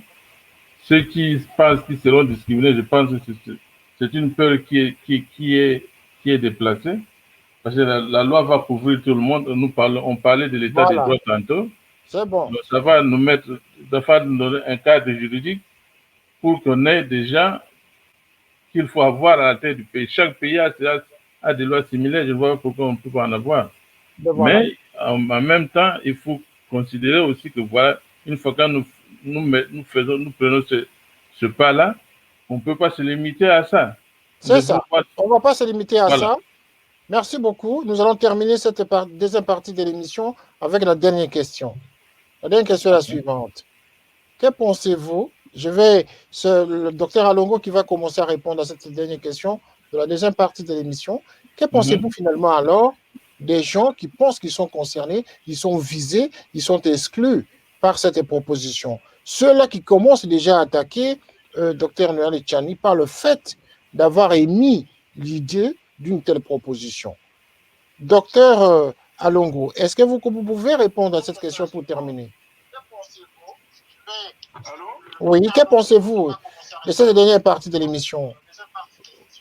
Que pensez-vous finalement alors des gens qui pensent qu'ils sont concernés, ils sont visés, ils sont... Bon, alors, je peux répondre. On vous écoute, maître, parce que vous nous écoutez en différé, là. Il faut diminuer le son de votre... Il faut diminuer le son chez vous. Oui, de l'autre côté, c'est un peu en retard. Il faut diminuer le son chez vous, il faut écouter ce que nous disons directement sur le plateau. Ok, ça va. Il y a ceci. Donc, en ce qui concerne la prétendue discrimination évoquée par certaines personnes, vous savez, d'abord, c'est une proposition de loi. Et la proposition de loi est impersonnelle. Elle ne vise pas une personne. Et c'est d'ailleurs même le caractère d'une loi.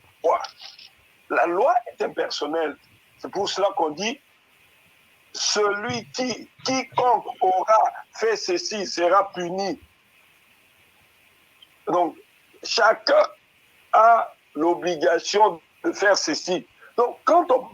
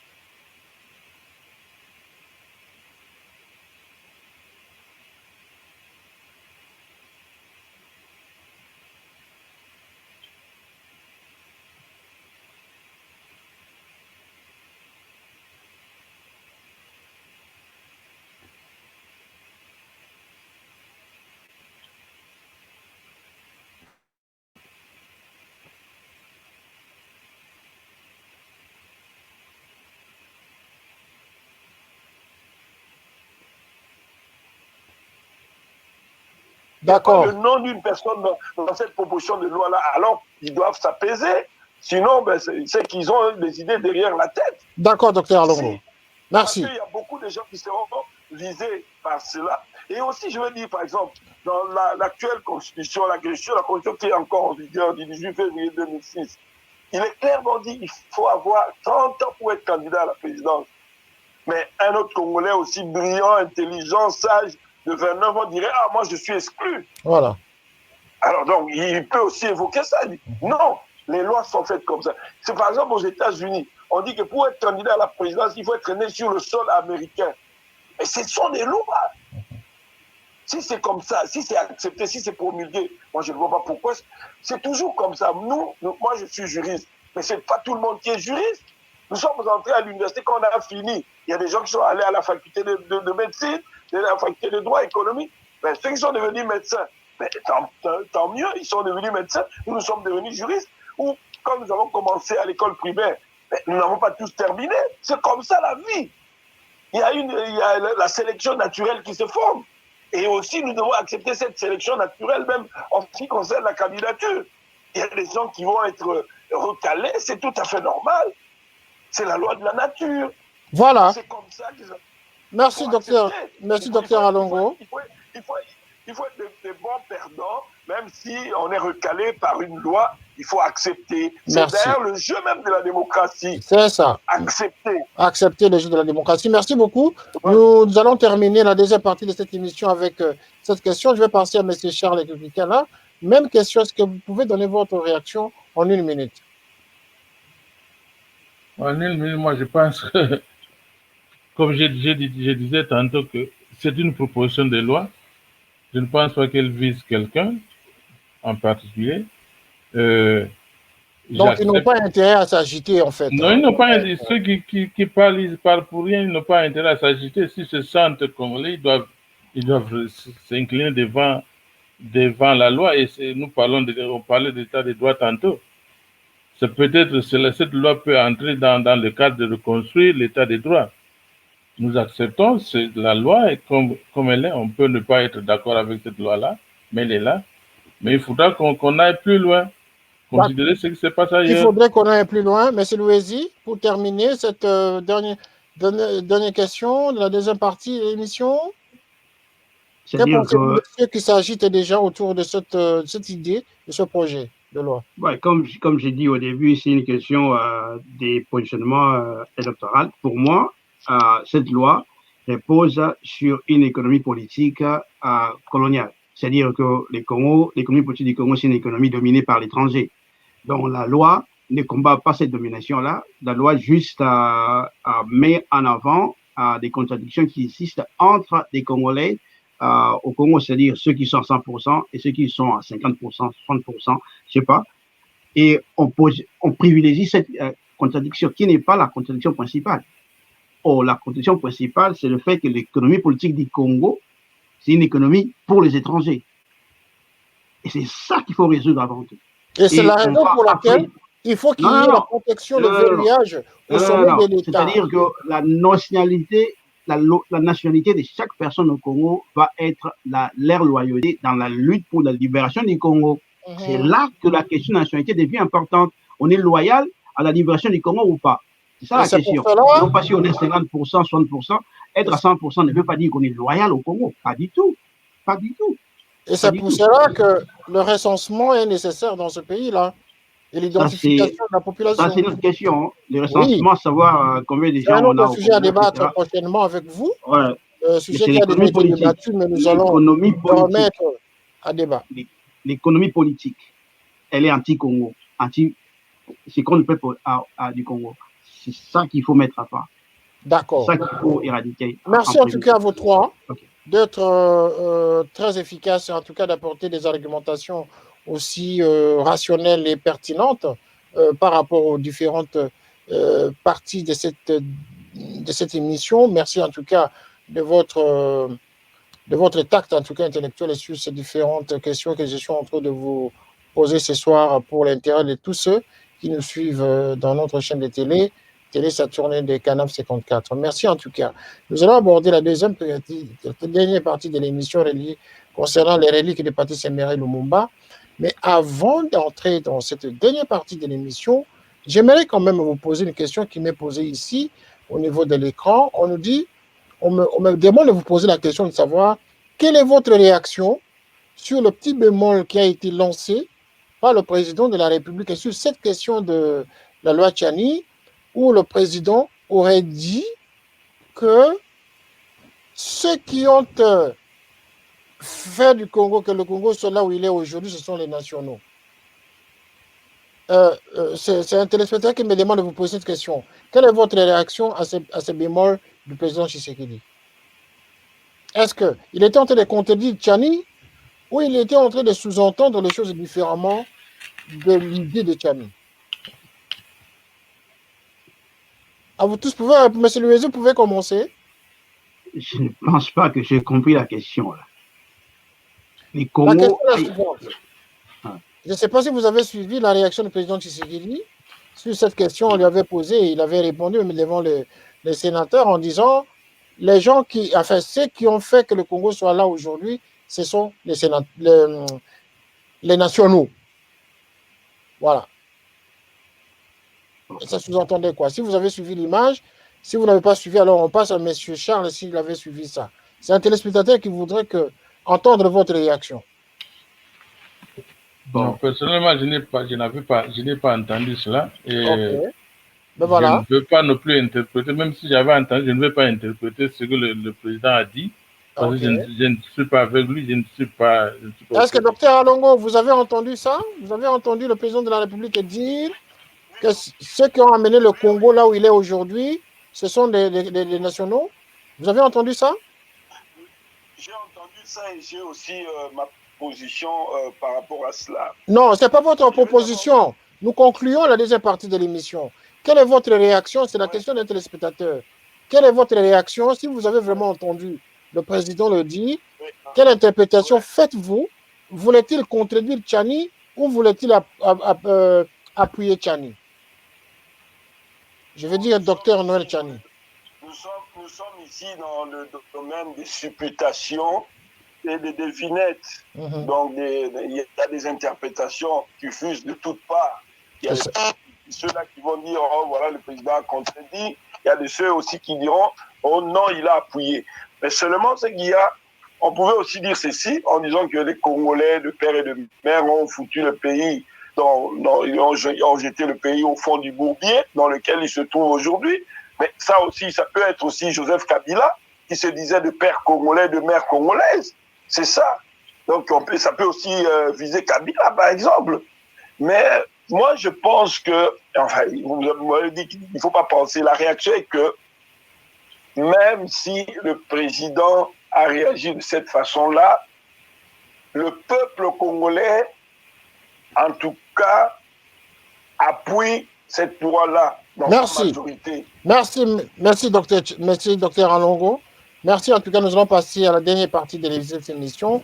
Cette émission a déjà duré 1h30 que nous débattons. En tout cas, c'est tellement riche, les arguments que vous sortez. Nous avons commencé cette émission depuis 1h30 que nous sommes là. Nous allons maintenant aborder la dernière partie de cette émission, messieurs. Et je vous convie en tout cas de réagir spontanément avec un peu plus de rapidité sur cette question des reliques de Patrice Emery Lumumba, qui est la dernière partie de cette émission. Alors, ce sont des reliques d'un homme d'État, du tout premier ministre de la République démocratique du Congo, qui seront rapatriés au Congo. Alors, d'après vous, nous considérons que ces reliques divisent. Le retour de ces reliques divise les Congolais, divise aussi la famille biologique même de Patrice Emery Lumumba. Une partie de ses enfants, je veux dire, la majorité de ses enfants biologiques est contre. Alors qu'il y a une minorité qui appuie la démarche de rapatrier les reliques de Patrice Emery Lumumba. Nous aurons une grande émission avec les enfants de Patrice Emery Lumumba ici.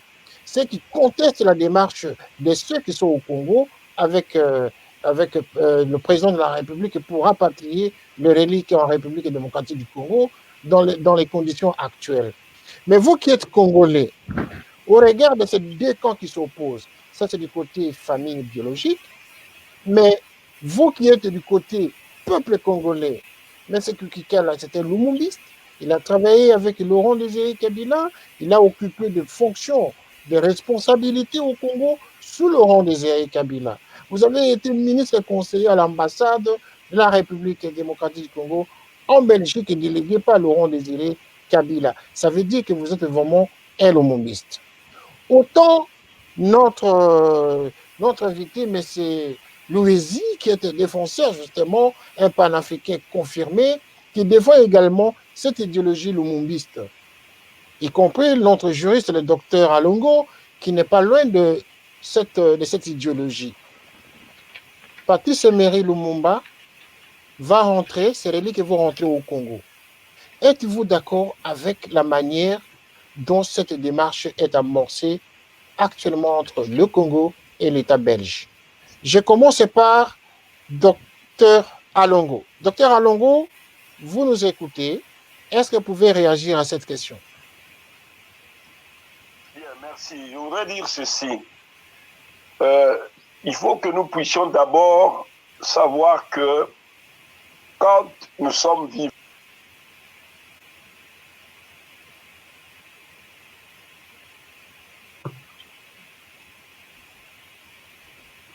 On l'attend pas.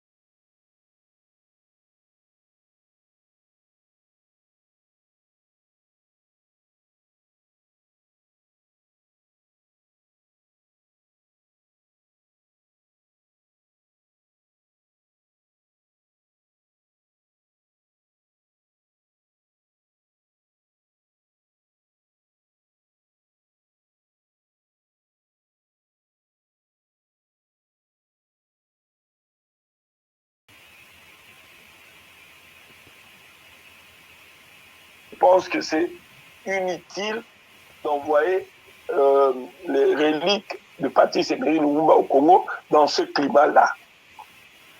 Oui, mais là, vous parlez de Patrice Emery Lumumba en tant que père de famille, mais il faut aussi voir le côté homme d'État congolais, l'engagement que l'État congolais devrait prendre, ses responsabilités vis-à-vis de ces grands événements, de la mémoire de cet homme.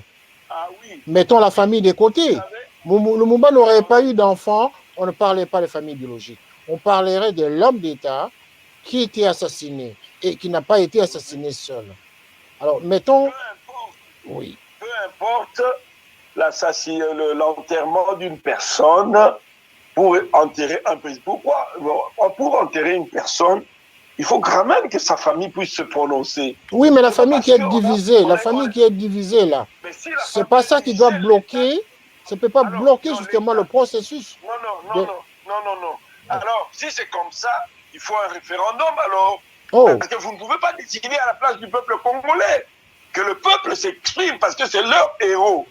Le héros congolais. Oui. Alors que le peuple puisse s'exprimer, si vous voulez vous passer de la famille, alors en ce moment-là, faites un référendum et un bon référendum. Le référendum, il faut vulgariser les choses, il faut bien expliquer à la population, il ne faut pas qu'il y ait d'intimidation et le peuple va s'exprimer. En ce moment-là, vous pouvez rapatrier les reliques de Patrice Emery Lumumba, mais pas dans ces conditions, pas dans ces climats. En tout cas, pour moi, je pense que ce n'est pas opportun de rapatrier les reliques de l'ancien Premier ministre dans ces conditions-là. En tout cas, c'est malsain. Monsieur Louezi, merci docteur. Merci docteur Alongo. On fait le tour de table, le tour de plateau plutôt. Monsieur Louezi, vous faites la même lecture que le docteur Alongo? Je n'ai pas pu suivre ce qu'il a dit parce que ça a coupé pendant quelques minutes. Donc, juste la fin de ce qu'il a dit. Effectivement, c'est une question plus que... l'ancien Premier ministre dans ces conditions-là. En tout cas, c'est malsain. Oui, allez-y.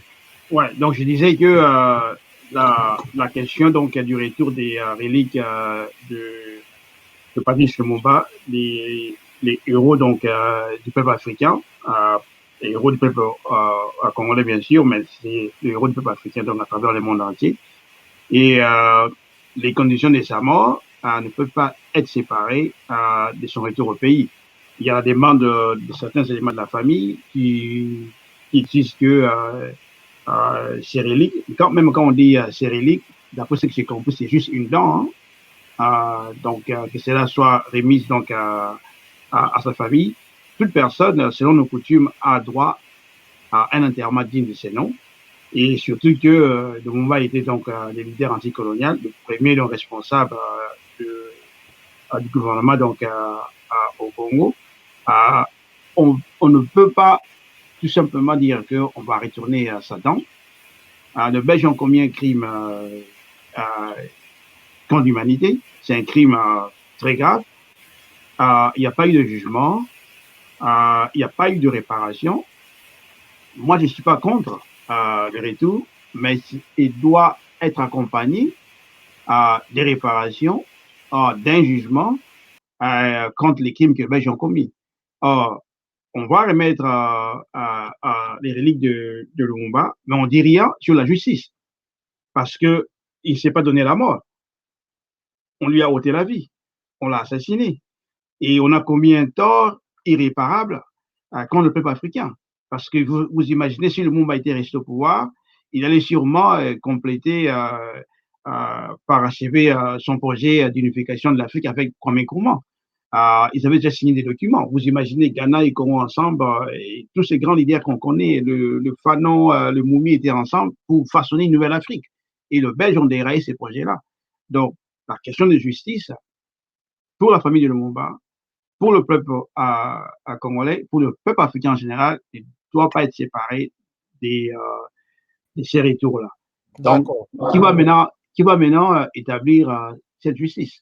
D'accord. Monsieur Charles, le Belge doit payer. Ça, il n'y a pas de doute. Ils doivent payer. D'accord. Monsieur Charles.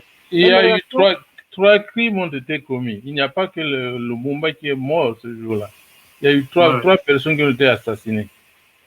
Donc moi, je pense que la première chose, c'est de faire justice aux familles de ces trois héros. Alors, il faudra aussi qu'on se pose la question si ces reliques sont réellement les reliques de Patrice Lumumba. Nous ne savons pas. C'est ce que le Belge nous dit, c'est une dent de Patrice Lumumba. Moi, je ne sais pas, nous ne savons pas. Comme Louise a dit, toute personne, quand il meurt, a droit d'un enterrement digne du mot. Donc, moi, je suis d'accord que le corps de Lumumba, une partie du corps de Lumumba, sa dent rentre au Congo. Mais avant d'y arriver, je pense qu'il faudra quand même qu'on établisse réellement que oui, cette dent-là appartenait à Patrice Lumumba. Ça, c'est la première chose. Deuxième chose, c'est, comme je dis, il y a eu 3 assassinats ce jour-là. Alors, il faudra que la justice soit établie. Il y a eu des crimes qui ont été commis. La Belgique, et le crime a profité à la Belgique, aux Belges. Il faudra que la justice soit faite, c'est-à-dire qu'il y ait un plan de réparation aux familles de ces 3 victimes, mais aussi au Congo, au peuple congolais, pour lequel il était un héros. Voilà. Je pense que c'est ce qu'il faut faire. Quant à sa famille biologique, il faudra qu'on travaille avec eux, les respecter, les écouter. Effectivement. Mais... Et donc, les 2 camps qui sont... Oui, allez-y. Moi, je dis, mais essentiellement, à mon avis, il faudra que Lumumba, son corps doit être rapatrié et on doit lui donner un enterrement comme il faut de son rang, quoi. Un premier ministre, mais un héros africain, un héros aussi sur le plan international. En effet. Alors, nous avons ici noté les revendications de la famille, hein, la grande partie de la famille qui revendique, qui a posé les conditions qui exigent certains préalables avant que les reliques de leur père, enfin du côté de la famille biologique, ceux qui pensent que ce n'est pas opportun de ramener les reliques, si ce sont ces reliques en tout cas, les ramener en République démocratique du Congo. Les préalables sont les suivants. D'abord, la famille biologique, enfin la grande partie de la famille biologique exige qu'il y ait une analyse ADN de ce relique. Et quand on dit relique, c'est-à-dire qu'il y a plusieurs éléments, plusieurs parties de son corps qui sont cachées quelque part, qui vont être exhibées ce jour-là. Un.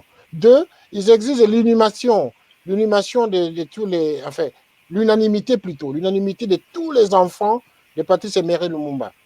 La reconnaissance officielle de l'État congolais de sa participation à l'assassinat de Patrice Emery Lumumba et de ses compagnons, de ses deux autres compagnons. La reconnaissance de la Belgique au crime. Et enfin, l'endroit de l'inhumation.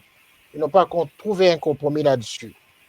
Et ils condamnent en même temps la récupération politique du gouvernement congolais et la démarche d'exclusion d'autres enfants Lumumba à l'événement. Voilà autant de conditions, autant d'exigences en tout cas qui sont émises par un autre camp de la famille biologique qui pense que la démarche ne peut pas aboutir de cette façon.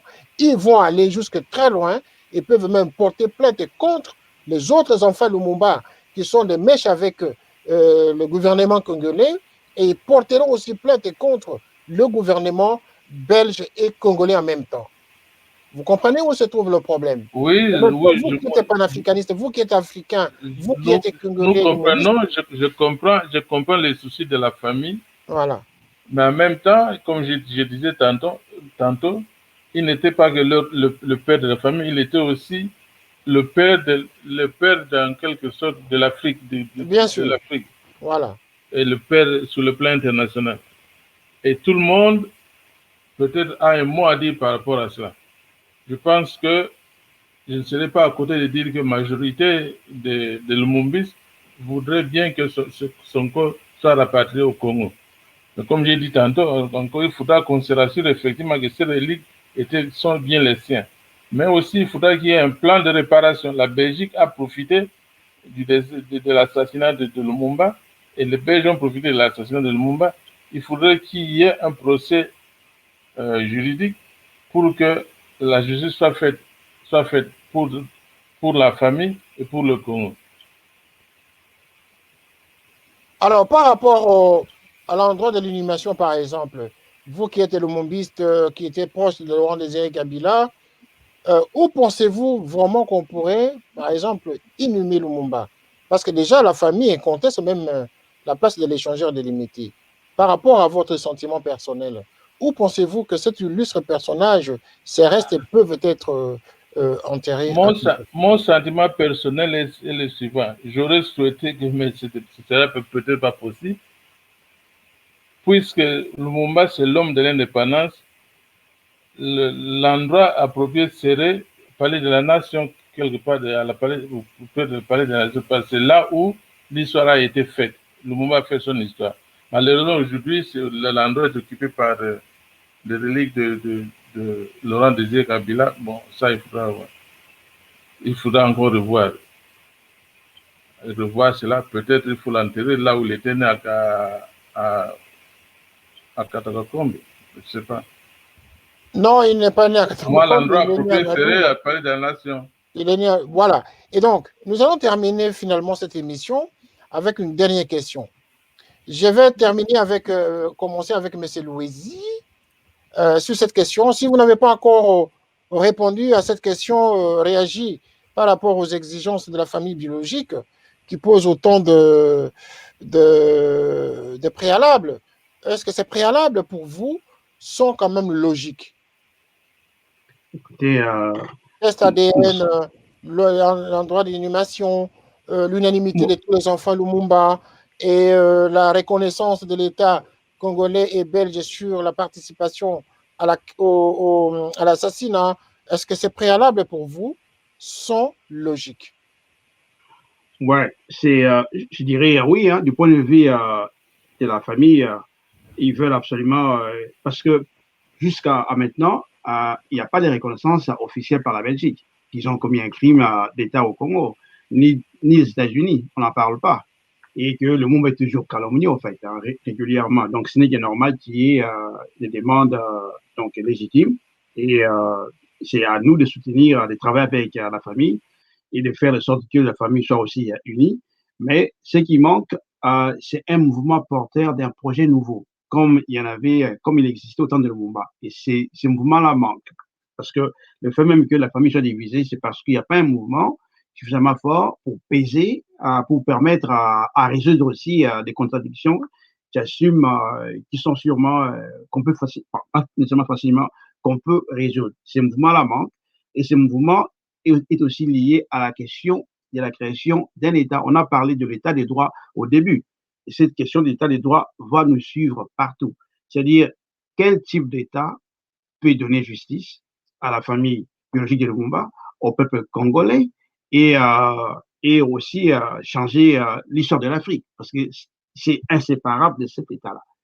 Et c'est pour ça que ce qui se passe à l'heure actuelle avec les reliques de Lumumba ne peut pas être séparé par la demande universelle des réparations. Donc c'est une demande non seulement pour les Congolais, c'est valable, c'est aussi valable pour tous les Africains, Namibiens, les Noirs des États-Unis, des Antilles, etc. C'est une demande universelle. Et la question de l'État qui va donner justice aux Noirs, c'est aussi une demande internationale. C'est aussi une demande universelle. Il faut un État africain capable de délivrer justice aux Africains, au Congo et ailleurs. Et c'est ça qui nous lie tous. C'est ça qui est notre force, c'est ça. Un peuple africain uni, on peut tout résoudre. Avec un État noir puissant, on va tout résoudre. C'est ça qui manque. L'État noir puissant, né des luttes populaires des Africains éparpillés à travers le monde entier. Et pour donner justice, c'est parce que Lumumba, sa mort, c'est aussi la mort de Toussaint Louverture, qui a été capturé en Haïti, assassiné en France. Il est mort froidement. Pareillement, l'assassinat de Malcolm X, c'est lié, hein? C'est pas séparé. Ce sont les mêmes assassinats pour obtenir le même résultat, empêcher que les Noirs reprennent leur place de peuple libre et qui reprennent le contrôle de l'Afrique et créer une économie politique qui va satisfaire aux besoins des Africains. Et ça, c'est une demande universelle. Et c'est pour ça que... Okay. Alors, vous qui êtes panafricaniste, vous qui êtes panafricain, vous qui êtes lumumbiste, vous qui avez accompagné les activistes lumumbistes, vous qui avez été très proche, qui avez milité, surtout vous, M. Charles Kikela, vous avez été lumumbiste depuis l'âge de 15 ans et qui avait lutté vraiment, qui a appris tout sur Lumumba pendant que vous grandissiez. Est-ce qu'un tribunal pénal international sur les assassinats de ces héros nationaux du Congo ne serait-il pas envisageable? Pour terminer l'émission. Enfin, je vais terminer avec le docteur qui est juriste, mais je commence avec vous, en tant que militant, en tant que lumumbiste. Un tribunal dans ce sens ne serait pas envisageable. Et aussi, comment contraindre cette démarche? Nous demandons le tribunal international pour le Congo depuis très longtemps. Mais je ne suis pas juriste, je ne sais pas exactement comment cela peut se faire. Mais je pense qu'il faut, comme Loïs a dit, qu'il faut justice à tous les lumumbistes congolais, les lumumbistes sur le plan international. Cela ne peut arriver que quand nous, les lumumbistes, d'abord nous unissons, parce que depuis que Lumumba est mort, il y a eu plusieurs groupuscules, il y a eu plusieurs personnes qui sont déclarées lumumbistes à gauche et à droite. Moi, je pense qu'il faut d'abord ramener tous ces lumumbistes ensemble et arrêter un plan d'action de telle sorte que la justice, nous allons demander quel genre de justice.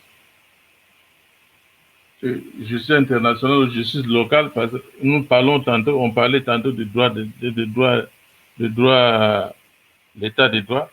Alors, cela pouvait se faire. On n'a pas besoin que cela soit un système international. On pouvait bien rendre justice au Congo si on avait un gouvernement, un système valable.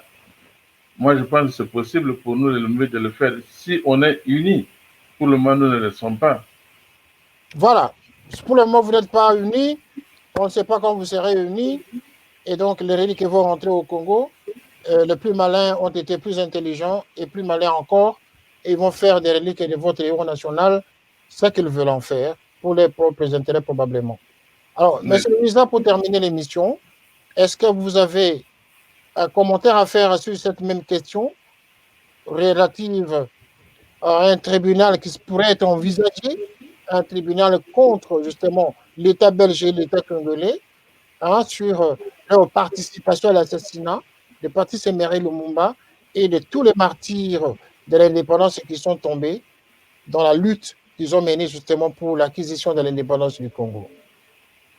Je pense que c'est une question fondamentale dont nous, on se considère comme des internationalistes africains et que nous travaillons sur ces dossiers depuis longtemps et que le rôle du Congo, en fait, dans l'histoire de libération du Congo et du monde africain en général, c'est de travailler avec les autres Africains à créer ces tribunaux-là. La question démocratique, pour nous au Congo et pour le reste des Africains, c'est de créer un tribunal africain pour amener sur le banc des accusés les colonisateurs pour les 600 années des dominations coloniales, des pillages coloniaux qui sont faits chez nous, pour créer un État qui va renverser le verdict de l'histoire. L'indépendance de l'Afrique, la justice pour le Lumumba, et pour nous tous, commence avec l'existence d'un État international noir, et les Congos sûrement peuvent jouer ces rôles-là, peut être les cadres dans lesquels cette lutte-là peut prendre de l'ampleur. Et des Africains qui sont en Europe, qui sont aux États-Unis, qui sont à travers le monde entier, éparpillés, attendent qu'il y ait cette lutte pour les réparations. Tous les Noirs sont d'accord, il faut des réparations, mais il faut un mouvement. Et nous travaillons depuis longtemps sur ça. Peut-être il faudra faire une émission sur ça et amener d'autres personnes qui sont impliquées dans ces mouvements-là. Moi, l'organisation à laquelle j'appartiens avait déjà fait un exemple, un test. On avait créé un tribunal où on a mis les États-Unis sur le banc des accusés et on a passé un jugement dans les crimes contre l'humanité et aussi du vol de labeur de Noirs de 4,1 à 1000 milliards de dollars pendant l'esclavage. Donc, c'est ce genre de tribunal-là qu'il faut créer, mais au Congo, en mobilisant tous les experts africains, noirs du monde entier qui sont d'accord. Et on met les États-Unis, la Belgique, l'Angleterre, l'Allemagne, tous ceux qui ont commis des crimes pendant 600 ans contre l'Afrique. Merci beaucoup. Ça va être la mesure de la libération de l'Afrique. Merci. Nous allons terminer l'émission avec le docteur Alongo. Docteur Alongo, vous avez 1 minute en tout cas pour conclure sur cette question. Est-ce que d'un tribunal international contre l'État congolais et l'État belge, par rapport à leur complicité de l'assassinat de Patrice Emery Lumumba et de tous les martyrs qui sont tombés, ne serait-il pas envisageable? N'est-il pas possible qu'on envisage un tribunal allant dans ce sens? Bien, quand il y a un crime ou une infraction, il faut toujours juger, condamner les auteurs de ces crimes ou de ces infractions. C'est ça l'idéal. Mais il y a des conditions. Des fois, il y a certaines circonstances qui font que l'on ne puisse pas aboutir à cela, tel que le cas en présence. Je doute vraiment, à mon sens, je suis en train de constater que ça sera très compliqué parce qu'il n'y a pas que le Lumumba. Il y a Simon Kimbangu. Il y a aussi tous les martyrs de l'indépendance. Il y a beaucoup de gens aussi qui sont tombés. Ils ont droit aussi. Non, nous parlons. Non, ce soir, nous parlons de Lumumba, messieurs. Nous parlons de Lumumba là.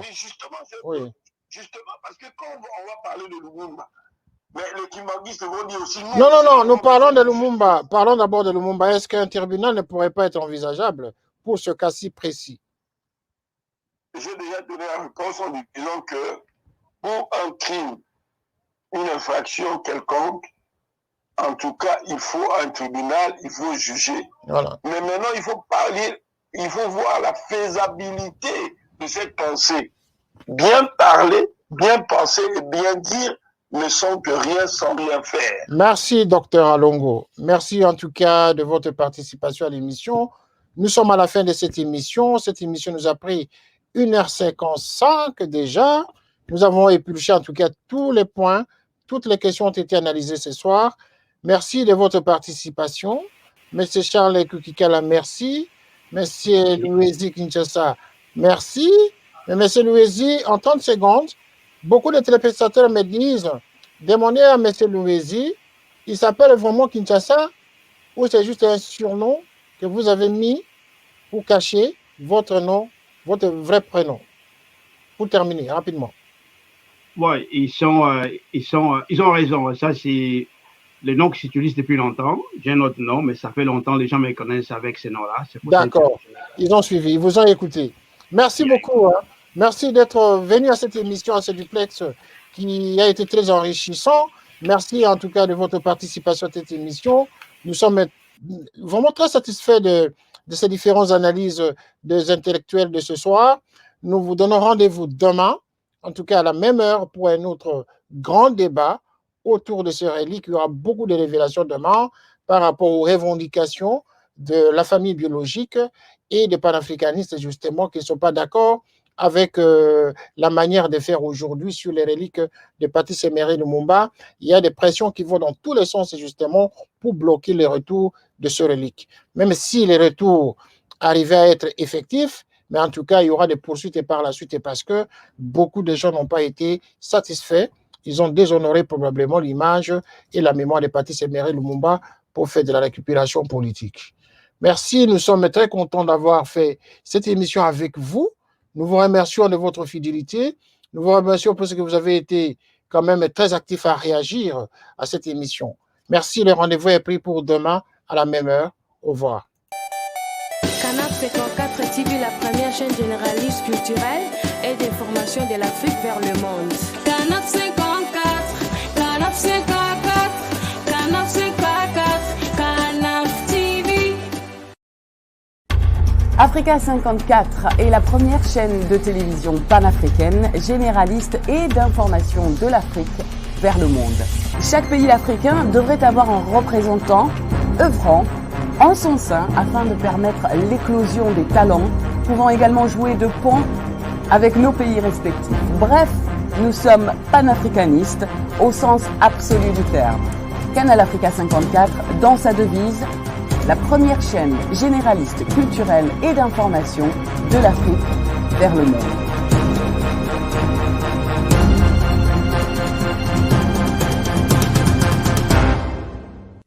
Canal Africa 54 will give to Africans and Afro-Caribbean what they have long been waiting for, expression of their own voice alongside the Western media and elsewhere in the globe.